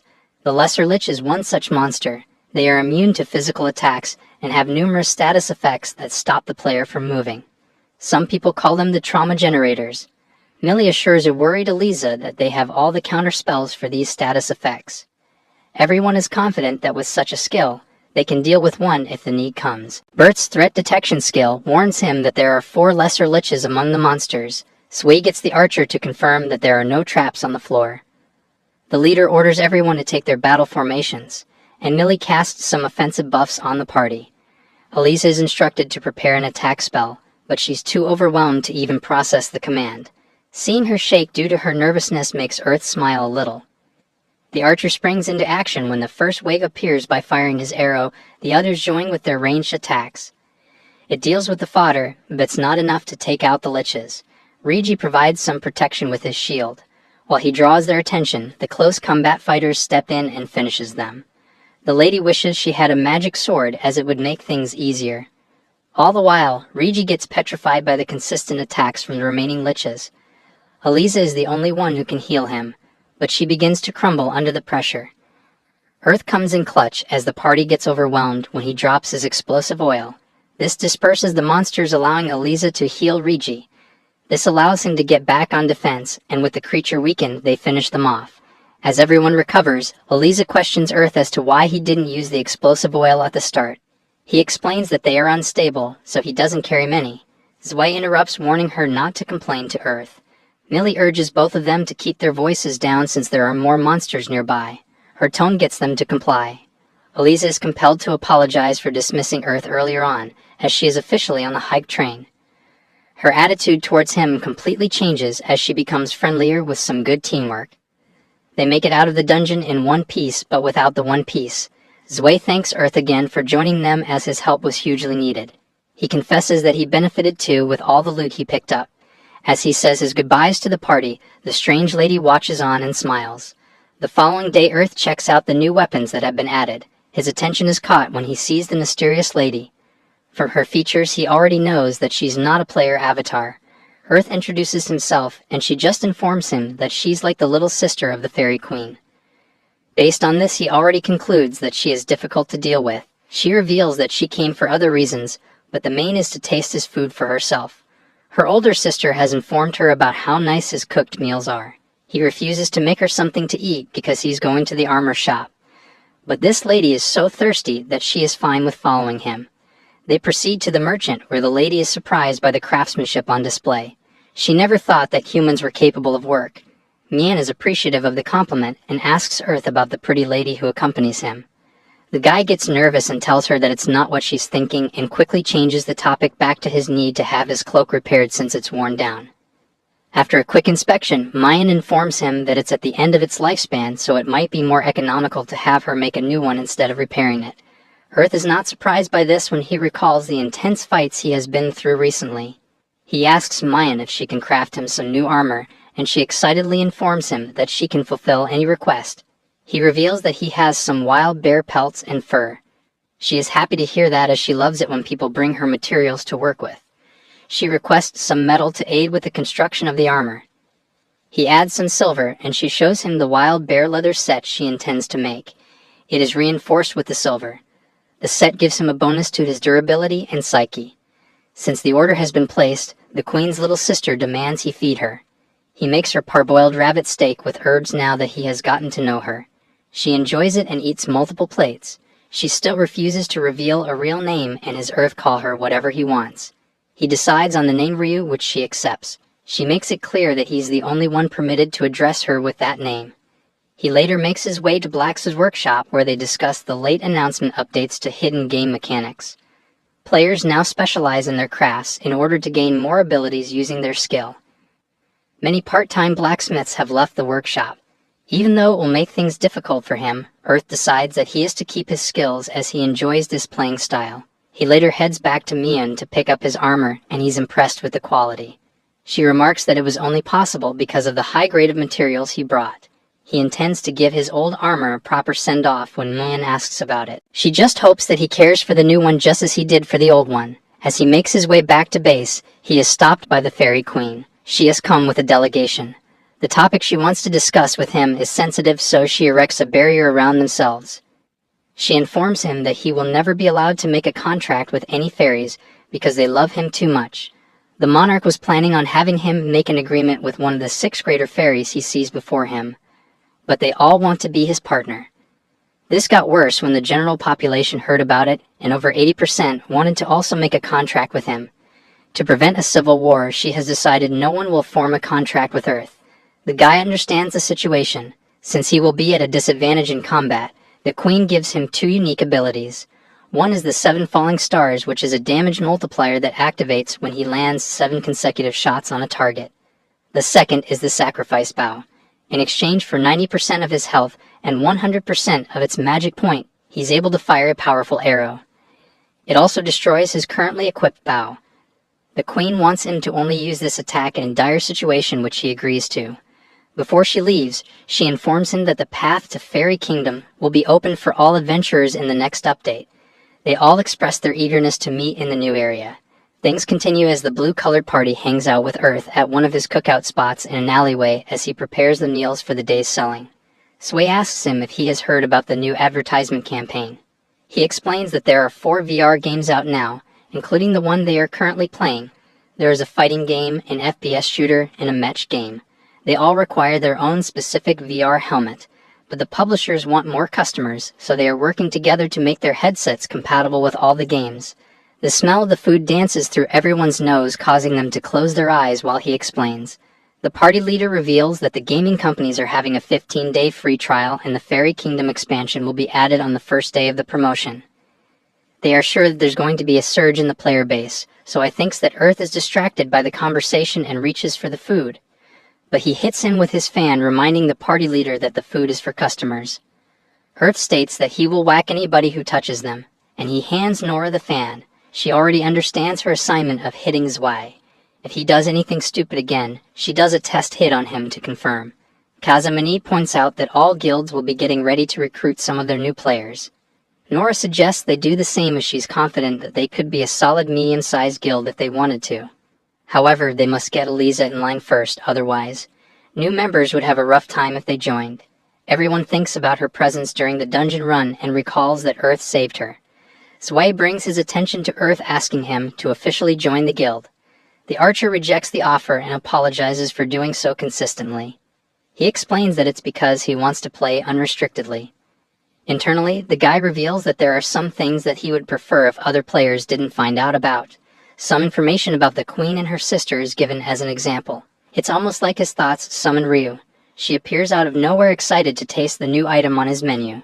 She reaches for a quick bite, but Earth is faster with his fan as he swipes it from Nora and whacks the dragon on the head. He informs her that it's a new item for customers, and she doesn't think it's fair that she can only look at the delicious meat. He fans her off because he is sure that she will eat at least 15 of the steaks if he lets her taste one. She gets offended that he's calling her a glutton, and they clash heads as she informs him that he will regret saying that. The other party members watch on, puzzled. Millie politely interrupts, wanting to know who the stranger before them is because she has never seen an outfit like that before. The mage also notes that the newcomer doesn't look like a fairy. While Earth tries to think of an explanation, he fends off another attempt by Ryu to eat his food. Rigi shockingly asks if the Queen of the Fairies is not enough for Earth, so he has added this one too. Hearing this pain's bias, he's not as popular with the ladies. The archer hits them both with his fan and weapon, warning them not to start getting any weird ideas. Earth complains that Ryu eats too much, that he's recording losses. If he could pass her to them, he would. On the other hand, The ladies in the guild huddle together as they discuss how close Earth and Ryu seem. The newcomer overhears them and warns the girls that only Earth can call her by that name. She has no intention of letting anyone else use it. Zwei opens his screen looking to put his encounter with Ryu in the game for him, but Earth's threat to never cook for him again stops him in his tracks. Nora teases the archer, calling him a dragon babysitter. They find his path in life to be interesting since he was a fairy player during the last event. Earth wonders what would happen if he went to the fairy kingdom in his current condition. He explains the layout of the new area. It is south of Nexia and has a castle at its center with towns spreading out in a cross shape. There are forts at each point which serve as checkpoints the day that the area is open to the player finally comes. Plenty of players made their way to the new kingdom. Going by foot is currently the conventional way to get to the fairy realm. Since everyone is heading there and allows for the opportunity to talk to new players, Earth arrives at the North Fort. He's approached by a fairy as he waits in line with everyone else. The guy pleads to take a closer look at the ring on his left hand. He remembers the queen telling him during their last meeting that the ring she gave him would serve as a pass when he arrived at the kingdom. The fairy examines it as he shows it like a woman who has been recently proposed to. He confirms it to be the queen's ring and introduces himself as the leader of the North Fort. He pulls him to the side to have a word. He reveals that the queen has requested he be brought to her immediately. This makes everyone in the line to stare at the unique scenario. Earth begins to get uncomfortable as everyone's eyes are glued to him. Things get even more bizarre when a big bird makes an appearance. It gets close to Earth as the boss of the fort explains that the creature before him is a Pikasha. It is a bird that only a select few fairies are permitted to ride. The creature moves very quickly. He pleads that Earth ride it to the castle town. All the archer can think about is how full the feathers are. The guy is sure that it's going to be comfortable, and the other players start to get a little jealous that they will not get the chance to ride it. He quickly climbs on it, and is not disappointed about how fluffy it is. The bird jets off when he gets comfortable. As they begin their journey, Earth feels like the Pikasha has put up a barrier to block the wind. The place is not as windy as he thought it would be. He feels like flying up in the sky in this manner is like something out of a real fantasy story. They soar over one of the towns and proceed to the central castle, which comes into view as the sun sets. The Pikasha gently lands, and shortly after, a door opens as the queen and the 6 greater fairies come out. Earth lands on the floor and thanks the monarch for the warm welcome. He decides to stay formal for this interaction. She informs him that they have prepared a small parade to commemorate his arrival. Just like most of us, he doesn't like being the center of attention, but he enjoys the sights of the cheering crowd, fireworks, and displays from rare creatures. The following day, he has an audience with the queen where he thanks her again for the welcome. He feels like she went a little overboard, but the queen explains that the point of the parade was to make sure every fairy in the kingdom knew he had arrived. They have all been waiting for him. She blushes as she reveals that there were rumors that she would keep him all to herself. The monarch becomes bashful at the thought, and she changes the topic as she expresses her appreciation if he were to stay in their country for a little while. She promises that they will not ruin his day by assigning an escort. Earth is appreciative of that and hopes to get back to being a normal adventurer the next day. He's excited to head back to the fort town so that he can begin his exploration. With that settled, the queen brings his audience to an official close. Day breaks, and as Earth walks around in his Tyrannosaurus Rex 1000s, he comments on how this is the longest he has ever been logged in. The queen suggests he gets some rest in her quarters next to her, but he ain't no simp, so he promptly jumps out of the window and out of the castle. He takes a ride to the South Fort town on the Pikasha. He chose the south side because it was the furthest side from Nexia. This meant that there were fewer players in the area. After staying there for a while and getting accustomed with its people, he one day enters a tavern informing the innkeeper that he has defeated the 8 high rabbits she requested. Everyone is shocked to hear this as they expected it to take him a couple of days to complete the task. She wants to know if he encountered any thief birds. Sweat rolls down the back of his neck as he confirms his encounter. The guy explains that after he shot a high-level rabbit, the bird swooped in and tried to steal his prey, so he popped it down. The innkeeper is impressed by his archery ability. Earth requests a place to cook, and she shows him the kitchen at the back. His offer to pay rent for using it shocks the attendant. As Earth cooks his hunt, he reveals that the tavern attendant also works as a quest giver. The building also has an inn on the 2nd floor, so he has decided to stay for a while and use the place as his base as he completes quests. He simply seasons the meat and is surprised by how good it tastes. He makes kebabs with the thief bird, and lastly, he makes a rabbit hamburger steak with a mix of both meats. The fairies smell the food and can't help but comment on how nice human food looks. Earth offers to serve them some in exchange for payment. They are more than willing to pay, and not before long, the place is packed with fairies enjoying their food. Some of the dishes even triggered them to take more feet juice. Earth didn't expect to be cooking commercially after coming to the fairy kingdom. For the next few days, his play's cycle consisted of doing quests, cooking what he hunted and eating, and being jolly with everyone. He was having a lot of fun till one day one of the customers barges in warning the tavern attendant to hide Earth. The fort leader's arrogant daughter is on her way. She quickly asks Earth to hide. The lady should be called the death of the party because the place goes quiet when she enters. She has heard that there is a human who cooks strange food and demands they bring him to her immediately. She is willing to give him the honor of being her private chef. Earth overhears her waffling and finds her wording to be extremely arrogant. The innkeeper apologizes as she informs her that he has already left. The boss's daughter hopes that they are not lying to her because she knows that Earth wouldn't want to miss the chance to cook for her.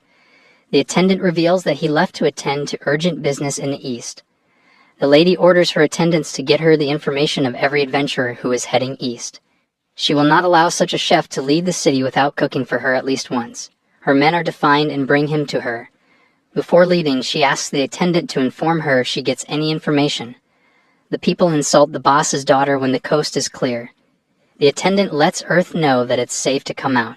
She apologizes for pretending not to know who he is. The queen gave an order that they are not to act normal when they encountered him. She reveals that the boss's daughter causes a lot of problems due to her personality.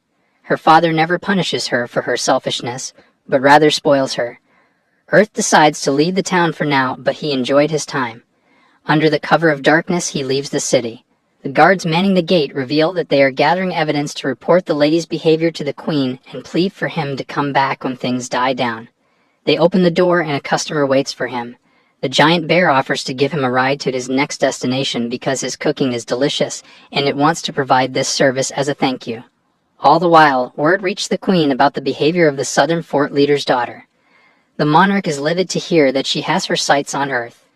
The story continues with their arrival in the southern town. Earth apologizes for making Zeton run the whole night. The bear assures him that there's no need for him to show remorse because such a feat is nothing for him. Earth is relieved to hear this and expresses his gratitude. The guy notices people playing instruments in the town center and wonders if this is a new trend he was not told about. Zeton explains that all the towns inside the fairy kingdom love to promote the arts, and to the north is the city of literature. To the east is the land of painting. The people of Rangelos are to the west, and they specialize in sculpting. Finally, they are currently at Schubert in the south, and it's a town of music. Earth is certain that he can hear all kinds of compositions just by walking through the streets. The lack of sleep finally catches up to him as he yawns. He acknowledges that he needs some rest, and Zeton reveals that he's got a place that he always goes to when he's in town. They arrive there and Earth presents plenty of letters of introduction, which impresses the innkeeper. He also expresses that the fact that he has been personally brought by wild-haired Zeton means that he must open his doors for Earth. The player is confused about the wild-haired epithet. Zeton pleads with the innkeeper to stop uttering that nickname as it's embarrassing. The host just laughs off his complaint and points to their rooms, which happen to be next to each other. As Earth enters his room, he says his goodbyes to the bear by addressing him by his nickname, but the creature pleads for him to stop. The player jumps straight to bed, and is grateful that he was saved by a fairy famous enough to have his own nickname. He logs out to allow his avatar to get some rest. After some time, Earth wakes back up as he logs in again. The excitement of doing some adventuring puts a giant smile on his face. However, this is quickly wiped off when he realizes that he can't move. He wonders if this is a game bug, but he rules that out when he realizes that there is someone else in his bed. He checks his doublet to find the fairy queen in his sheets with a scary look on her face. He pleads for her to get off him because he doesn't want anyone to get the wrong idea if they were to see the situation. The queen clings onto him, remarking that he's not going to like her anymore, so she will never let go. Earth is surprised by her behavior. The innkeeper hears the commotion and lets himself in to offer the player breakfast as he assumes that he's awake. The old man gets startled when he sees a female clinging onto Earth and apologizes for interrupting whatever the hell is going on. He excuses himself and tells them that he will be back later. On the other hand, Earth wordly calls for the innkeeper to rescue him. Zedin overhears and rushes and looking to save him from the danger. His alarm changes to an expression of approval when he concludes that Earth has rised up a lady already. He vehemently denies bringing her to his room and pleads them to help him get her off. The queen shows her face when she says that Earth will leave the kingdom if she lets go. The bear and innkeeper are shocked to see that it's their queen clinging to the player like a fangirl at a Chris Brown concert. Ryu suddenly turns up and stands getting jealous of the scene before her. Earth can't think of a worse time for her to show up. The other two can't believe that a Dragonian is before them. The queen explains that she has come to apologize for the situation that happened at the southern fort. She dealt with it by punishing the leader of the fort and his daughter and all 80 of his soldiers. Earth is curious to know how she punished them. With a mischievous look, she reveals that she summoned them to a special area that did near-lethal damage to them 30 times and healed them 29 times. The pain shattered their minds. She also demoted the girl to the lowest rank of soldier. Zedin notes that she left them with the damage on her last attack. The thought of the punishment causes all the color to leave their bodies. Ryu is not surprised by her older sister's actions. Earth assures her that the residents at the fort are very accommodating, so he doesn't dislike the kingdom or anything. The queen is ecstatic to hear that Ryu gets annoyed with her and drags her out. Before they leave, they stop their antics and properly say their goodbyes to him. The queen apologizes to the innkeeper for causing a scene. Zedin is surprised to see that he's a friend of Dragonian.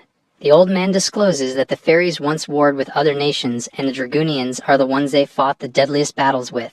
The bear reveals that the whole city will be in an uproar if they find out that Dragonian is in town, so they decide to keep that under wraps. The innkeeper excuses himself and Zayton informs Earth of his wish to have a pretty girl fall in love with him too. A knock on the door catches their attention. A lady comes in looking for Zedin and apologizes for the intrusion. She desperately informs them that her daughter is missing. Earth calms her down by giving her a hot drink and asks her to explain the situation. The lady introduces herself as Karen. Zedin recognizes the last name as that of a famous noble family. Karen explains that her daughter routinely goes for a walk at the same time every day. However, today she has yet to return. The mother went looking for her but was not able to find her. Zedin notes that their family can switch between their human and wolf forms whenever they want, so he's confident that a monster couldn't hurt her even if she was attacked. It is because of this fact that makes Karen worried that something terrible might have happened to her. She gives them a picture of her daughter and promises to pay Zayton for his efforts. The bear accepts and Earth also offers his assistance too. Karen promises to reward Earth for his trouble. This lady isn't your average Karen. The duo set off to look for their missing person, and Earth is a little guilty that he's also getting paid because he wanted to do this to show his appreciation for the lift. They continue to ask around until they get a lead from a guard, who saw her heading into the woods just outside the city. As they go deeper, Earth uses his monster detection skill to pick up on the 4 beasts around them. They dispatch the goblins when they pop out to attack. Zayton is impressed with his companion's skill, and Earth is surprised by how powerful the bear is. The player opens his maps to search for another life form on the maps apart from monsters. He strikes gold when he spots a group of creatures close to 2 other life forms. The duo rush to the location. Earth activates his long-distance vision and spots Karen's daughter, Mina, fending off some goblins despite being badly hurt. Earth gives Zayden a potion to be poured on Mina after he breaks past the goblins. Earth provides backup from a safe distance, while the bear dashes in to clear a path to the lady. He spills the potion on her, which instantly heals her.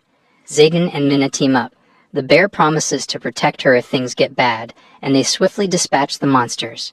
Earth joins them soon after the battle finishes. The bear commends him again for the support as it makes the fight easier. Mina thanks them for saving her. Zayden informs her that they were hired by her mother to find her, and they introduce themselves to the noble lady. She recognizes Zayden's name and confirms his identity by uttering his nickname. This makes the bear a bit shy. Mina feels so privileged to be saved by a famous person. Earth can see that tangled look in her eyes and interrupts. He wants to know why she didn't transform, as it would have been easier for her to fight the monsters. She explains that she smelled something sweet in the air while walking. Things suddenly went hazy, and by the time she came to her senses, she was surrounded by goblins. She also couldn't transform.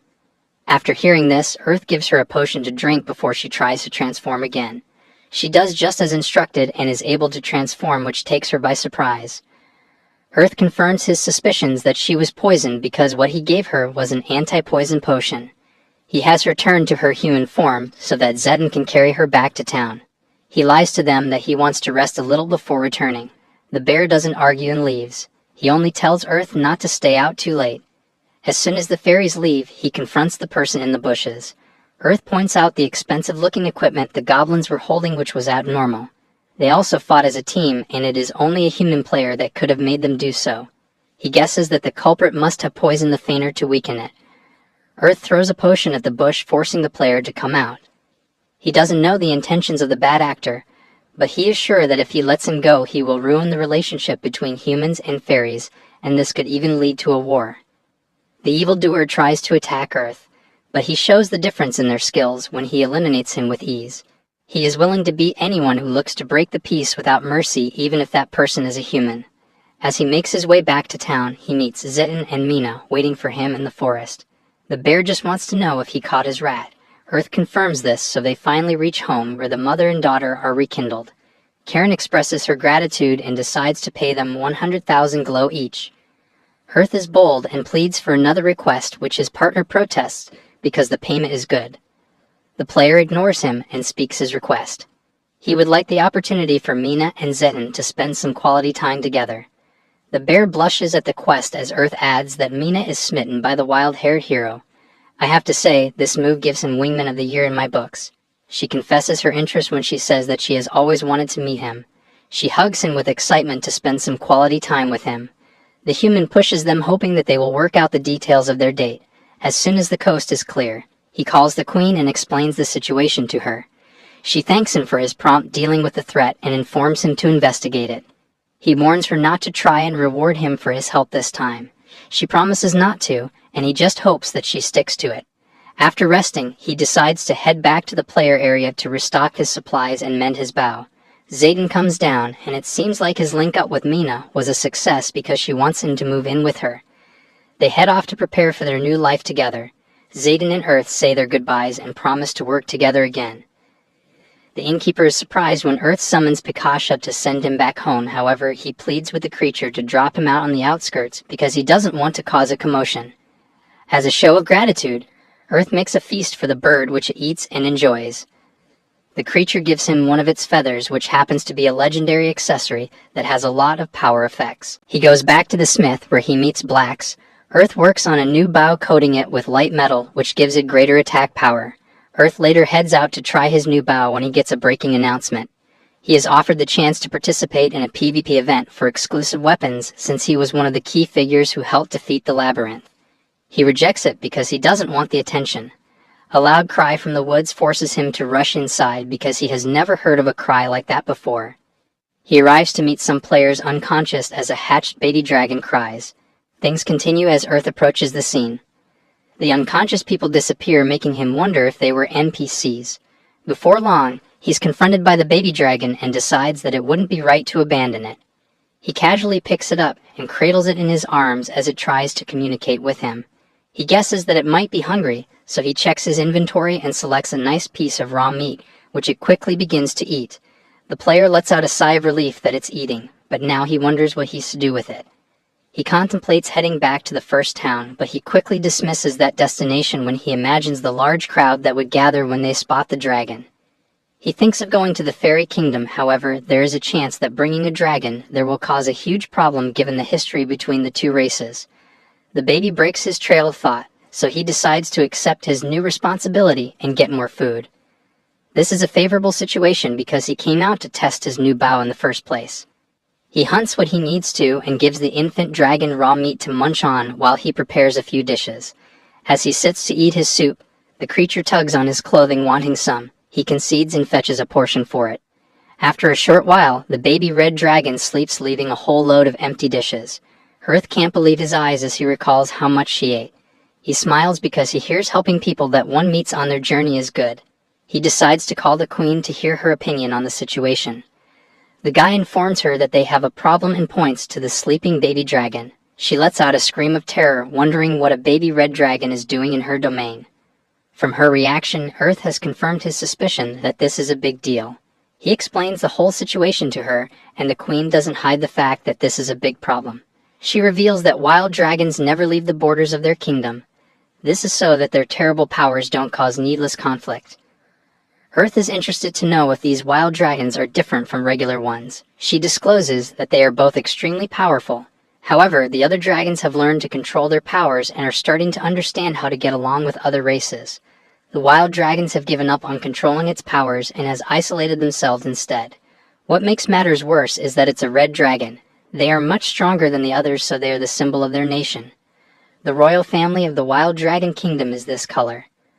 Earth begins to get worried now, as it seems like the royal child was kidnapped by some bad actors. The queen worries that they will go on a rampage if they find out what happened. They are soon joined by one of the great fairies who informs the queen that red dragons are heading to their location at top speed. She suggests they return to the castle immediately. The fairy notices the baby dragon sleeping and calls the queen stupid before asking her what has she done by kidnapping a red dragon baby. The monarch gets annoyed by being called stupid because there is no way she would do such a reckless thing. Her subordinate wants to know why it's in their territory. Earth interrupts just as she's about to explain because he wants to know what direction these dragons are coming from. They make their way there as soon as they are given the location to wait for the creatures. The baby dragon rests on Earth's head as they nervously wait. After some time, the dragons come into view. Their heavy landing makes the ground shake, which also wakes up the young one. Earth can't believe how big they are and is sure that if one goes on a rampage, it would be a disaster. The father lifts his hand ready to attack as he asks Earth if he's the one who kidnapped their child. He winces in pain a little as the loud voice of the creature rings in his head directly.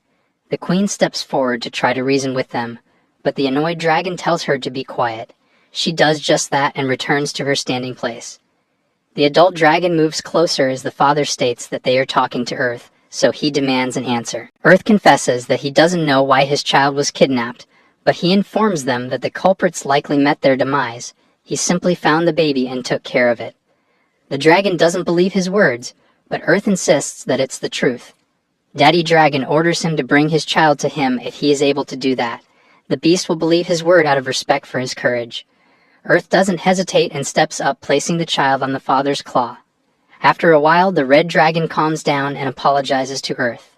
They inform Earth that they have seen their child's memories when he placed the baby on his claw. The words that Earth spoke were the truth. Both the queen and him let out a sigh of relief. The father is impressed that he fed his child and apologizes again for needlessly suspecting him. To express this, the father asks Earth to request anything he wants. He takes up the offer and pleads that the dragons don't hold the fairy kingdom responsible for what happened. He also wants the dragons to pretend that they never met. The other dragon addresses him for the first time. She understands why he would want to protect the fairies, but she is confused as to why he would want them to pretend like they never met. Earth explains that he prefers peace, so he would not like to attract attention if people were to find out that he's associated with them. They respect his wishes and decide to grant them. The dragon says their goodbyes and dashes back to their lands with their child.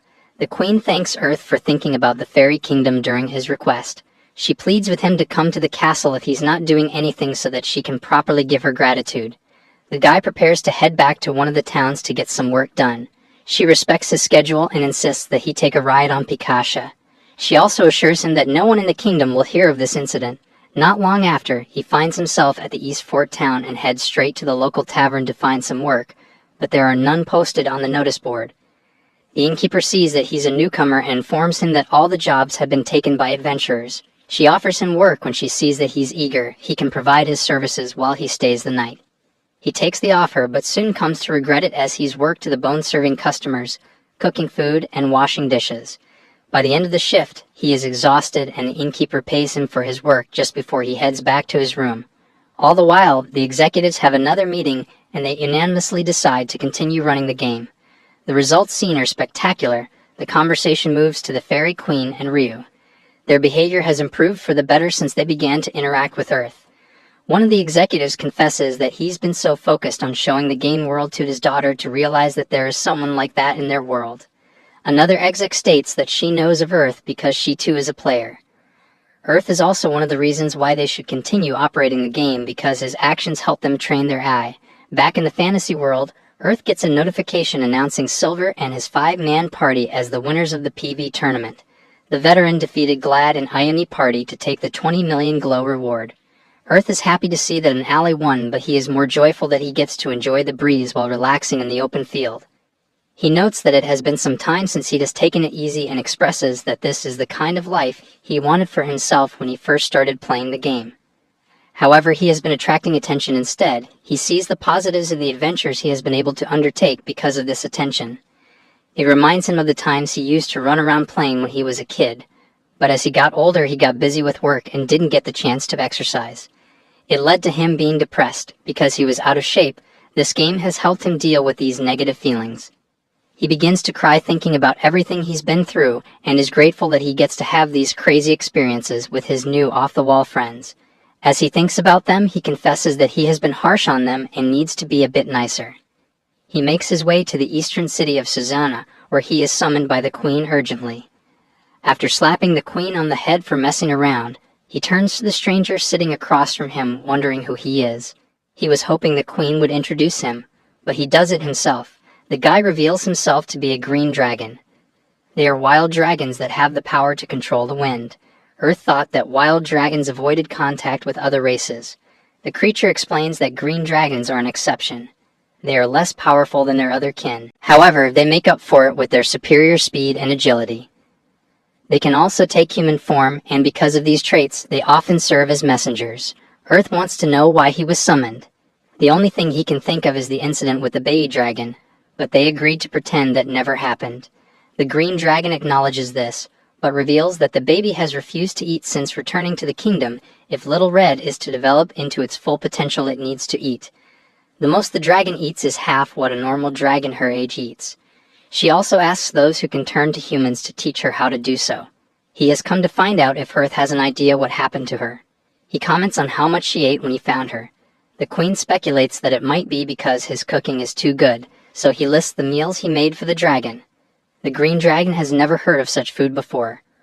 Earth decides to make some of the dishes, and when the dragon tastes it, he understands why the little dragons stopped eating their food. He and the Queen ask for seconds, but Earth informs them that he is out of ingredients. The dragon is willing to gather what is needed because he can't return to his kingdom without a solution. Earth makes a box full of meals for the baby red dragon, so the messenger quickly leaves. The Queen speculates that his interaction with the creatures has made them more diplomatic. Earth escapes the Queen's house when she tries to offer him a room to rest in. Meanwhile, the green dragon returns with the food, and everyone is surprised to see her eating the strange cooking. Even the messenger salivates watching her eat because he wants some. Over the next several days, the messenger tries to replicate the dish. He has managed to get the looks, but he can't quite get the taste.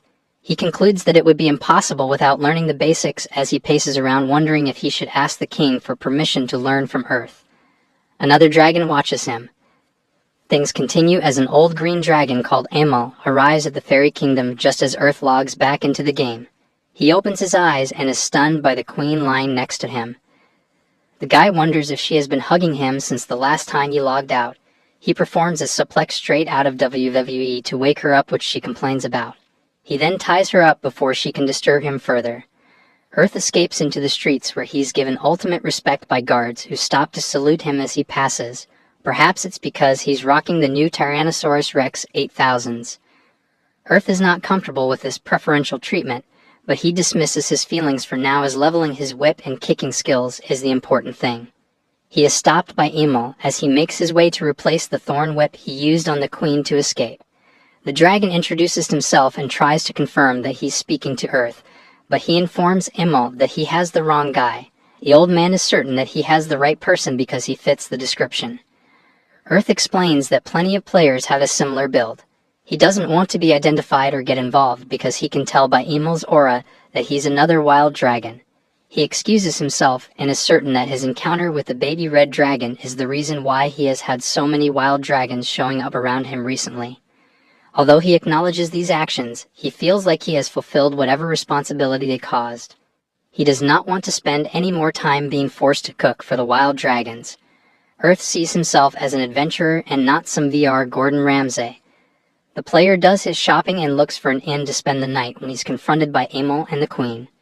The dragon confronts him for lying while the Queen slates him for tying her up, but he still sticks to the story that Emil has the wrong mofo. He uses his wind magic to leap to the rooftop and find an inn from that vantage point. He rushes to get inside so that he can log out. The Queen informs Emil that they must prevent Earth from getting inside the inn, otherwise he will escape. They dash to stop him, but they are too slow as Earth quickly gets a key from the innkeeper and heads into his room. He lets out a big sigh of relief as he falls into bed. The guy concludes that he can't stay in the fairy kingdom anymore as he logs out. He returns to the world the following day and apologizes to the innkeeper for all the fuss he caused. The NPC wants to know what crime he committed because the Queen has put out a warrant for his arrest. He is surprised to hear this and turns around to see posters of him depicting him in a negative light. Seeing this enrages Earth, so he marches to the Queen's residence and blows the doors to her office. A red aura emanates from his body as he confesses that he didn't think the Queen would go as far as to put out a warrant for him. He feels like she has gone too far and lets her know that these actions have angered him. The Queen tries to explain, but he cuts her off to further express his disappointment because he thought that she knew him better. He demands she remove the ring she placed on him and turns to Emil to inform him that he's never cooking for their species again, so he should leave. The dragon wants to know what will happen if he refuses to dip. Earth tells him straight that he is prepared to throw hands. The player can see that Emil is arrogant because he wields great power. Earth points out that he should have respected his wishes after he saved their princess, but instead, they keep making more demands. Emil gets annoyed that he called the dragons arrogant and offers for them to take their disagreement outside so that he can put Earth back in his place. Earth doesn't back down as he promises to blast a hole in the old man's smud face. They make their way to a secluded place to fight. Emil enters his dragon form and gives Earth a chance to attack first, since it would be dishonorable for him as a wild dragon to strike the first blow. The guy doesn't waste time and fires an arrow, but it does no damage. The dragon informs him that he doesn't stand a chance as he launches his first attack. Earth jumps up to evade as he accepts that most of his attacks won't even scratch the tough armor of the dragon. He also knows that he will be in big trouble if he takes a single hit. This becomes a reality when Emil flies up and knocks him down. Earth contemplates using the suffocation herb, but he rethinks using it because it could eliminate him too if the wind blows back at him. He decides to shatter the creature's scales with 2 arrows since he's piercing it, but that attack doesn't work either. Emil reveals that a dragon's scales are unbreakable as he goes in for another attack. Earth quickly activates his shield parry and barely manages to block the assault as he's sent flying. His shield shatters before his eyes, which makes the dragon laugh. Emil suggests that the shield sacrifice itself to protect its master in one last show of loyalty. Earth remembers all the battles the shield has protected him through and can't believe it's gone now. He views it as Emil eliminating one of his partners. He uses this as motivation to stand up and fight. The dragon is surprised that he can still stand up and fight. Earth pours a healing potion on himself and plans his next attack with renewed conviction. Emil also decides to get serious and prepares to shoot a fire blast. Earth quickly counters by jumping and unloading several bottles of his helming oil into the dragon's mouth. He also takes some significant damage from the explosion as his HP rapidly dwindles. Earth is surprised that he's still alive after landing. He notices that the dragon is dazed from his attack and follows up with the 7 falling star technique. Each arrow hits a body part of the dragon and is accompanied by a planet-themed explosion. Earth is a little shocked that the dragon survived that assault when Emil lets out a roar promising the player that he will regret launching that attack. The creature projects a wind attack that blows away parts of the landscape. Earth manages to use wind boost to find shelter behind a giant boulder and uses sneak to hide his presence. He knows that the only way for him to win this fight is to use the second technique bestowed on him by the Queen. The guy is a little reluctant because it means he will lose his bow, which he has had for a long time. But he makes the decision and combines his life force magic and feelings into the bow. This creates a powerful arrow. Emil is stunned to see him alive as Earth alerts him that this attack will make him realize that dragons are not invincible. The dragon notes that Earth will also perish if he fires that arrow. The guy is aware of this fact because the name of the attack is Sacrifice Bow. Emil puts up a wind barrier to block the arrow, but it overcomes his defense and puts a nice hole through his body. Earth thanks his weapon for everything as it disappears. He can't believe that the dragon still lives after taking that attack. He detonates multiple helming oils. The scene changes to the company's boardroom as the executives have another meeting regarding Earth's battle against the dragon. It is revealed that Emil was the weakest dragon in terms of stats, but his old age was a factor. They contemplate nerfing Earth's oil, but some point out how that will discourage players from creating new things. They are even more shocked by how Earth was willing to sacrifice himself to win. Even though it's a VR game, it is very realistic. We learn that Earth defeated the dragon but lost his life in the process. His spirit watches over his body as he waits to be teleported to the last place he logged out. The king of the dragons arrives on the battlefield with his entourage. The creature applies an ointment on Earth's body, which gives him the option to be revived. He accepts the offer and asks the king why he revived him before his comrade. The red dragon apologizes for the situation. He explains that Emil was a green dragon elder that got arrogant and began to mistreat others. He threatened to destroy the fairy and the human talents if the queen didn't put out a warrant for him. Earth is surprised to hear that the queen only put the warrant out to protect her subjects. The king of the dragons reveals that they came to ensure Amor received punishment for his actions. They are impressed to see that Earth defeated him.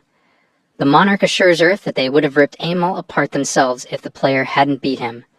The red dragon also presents him with some rewards for the cooking he did for the princess. A few of the gifts are his way of apologizing for the Emil situation. The system shows Earth the items in their dragon scale light armor set, 800,000 glow, and a mysterious bow. Earth tries the armor and can't believe how much more agile he is with it on. He also removes the bow, but he can't see the stats. The Dragon King reveals that it belonged to a fairy he faced in combat. It is a strange weapon that only recognizes those who meet its condition. Even though Earth can't equip it now, the red dragon hopes that one day the weapon will open its heart to him. The monarch knows that they need to win Earth's trust for the sake of his daughter. Earth collapses from exhaustion as soon as the dragons leave. He calls Pikasha to give him a lift back to town where he buys a new cape to match his outfit before proceeding to the queen's palace. He's informed that the queen fell into a state of shock after seeing how angry Earth became. He has an audience with the queen who becomes animated when she sees him. She apologizes, but Earth assures her that there is no need because the Dragon King already informed him that she did it to protect her people. The player regrets his childish behavior, but the queen points out that this incident has made her realize that some of her interactions with him are inappropriate. As a way of apologizing, she is willing to do anything he asks. Earth pleads with her to seal the powers of the ring she gave to him. He doesn't like the special treatment and prefers to be low-key. The queen respects his decision and seals it. He promises her that they will see each other someday, but for now, he's heading back to the human kingdom. He says goodbye to the fairyland before he walks away with his head up, bringing the season to an end.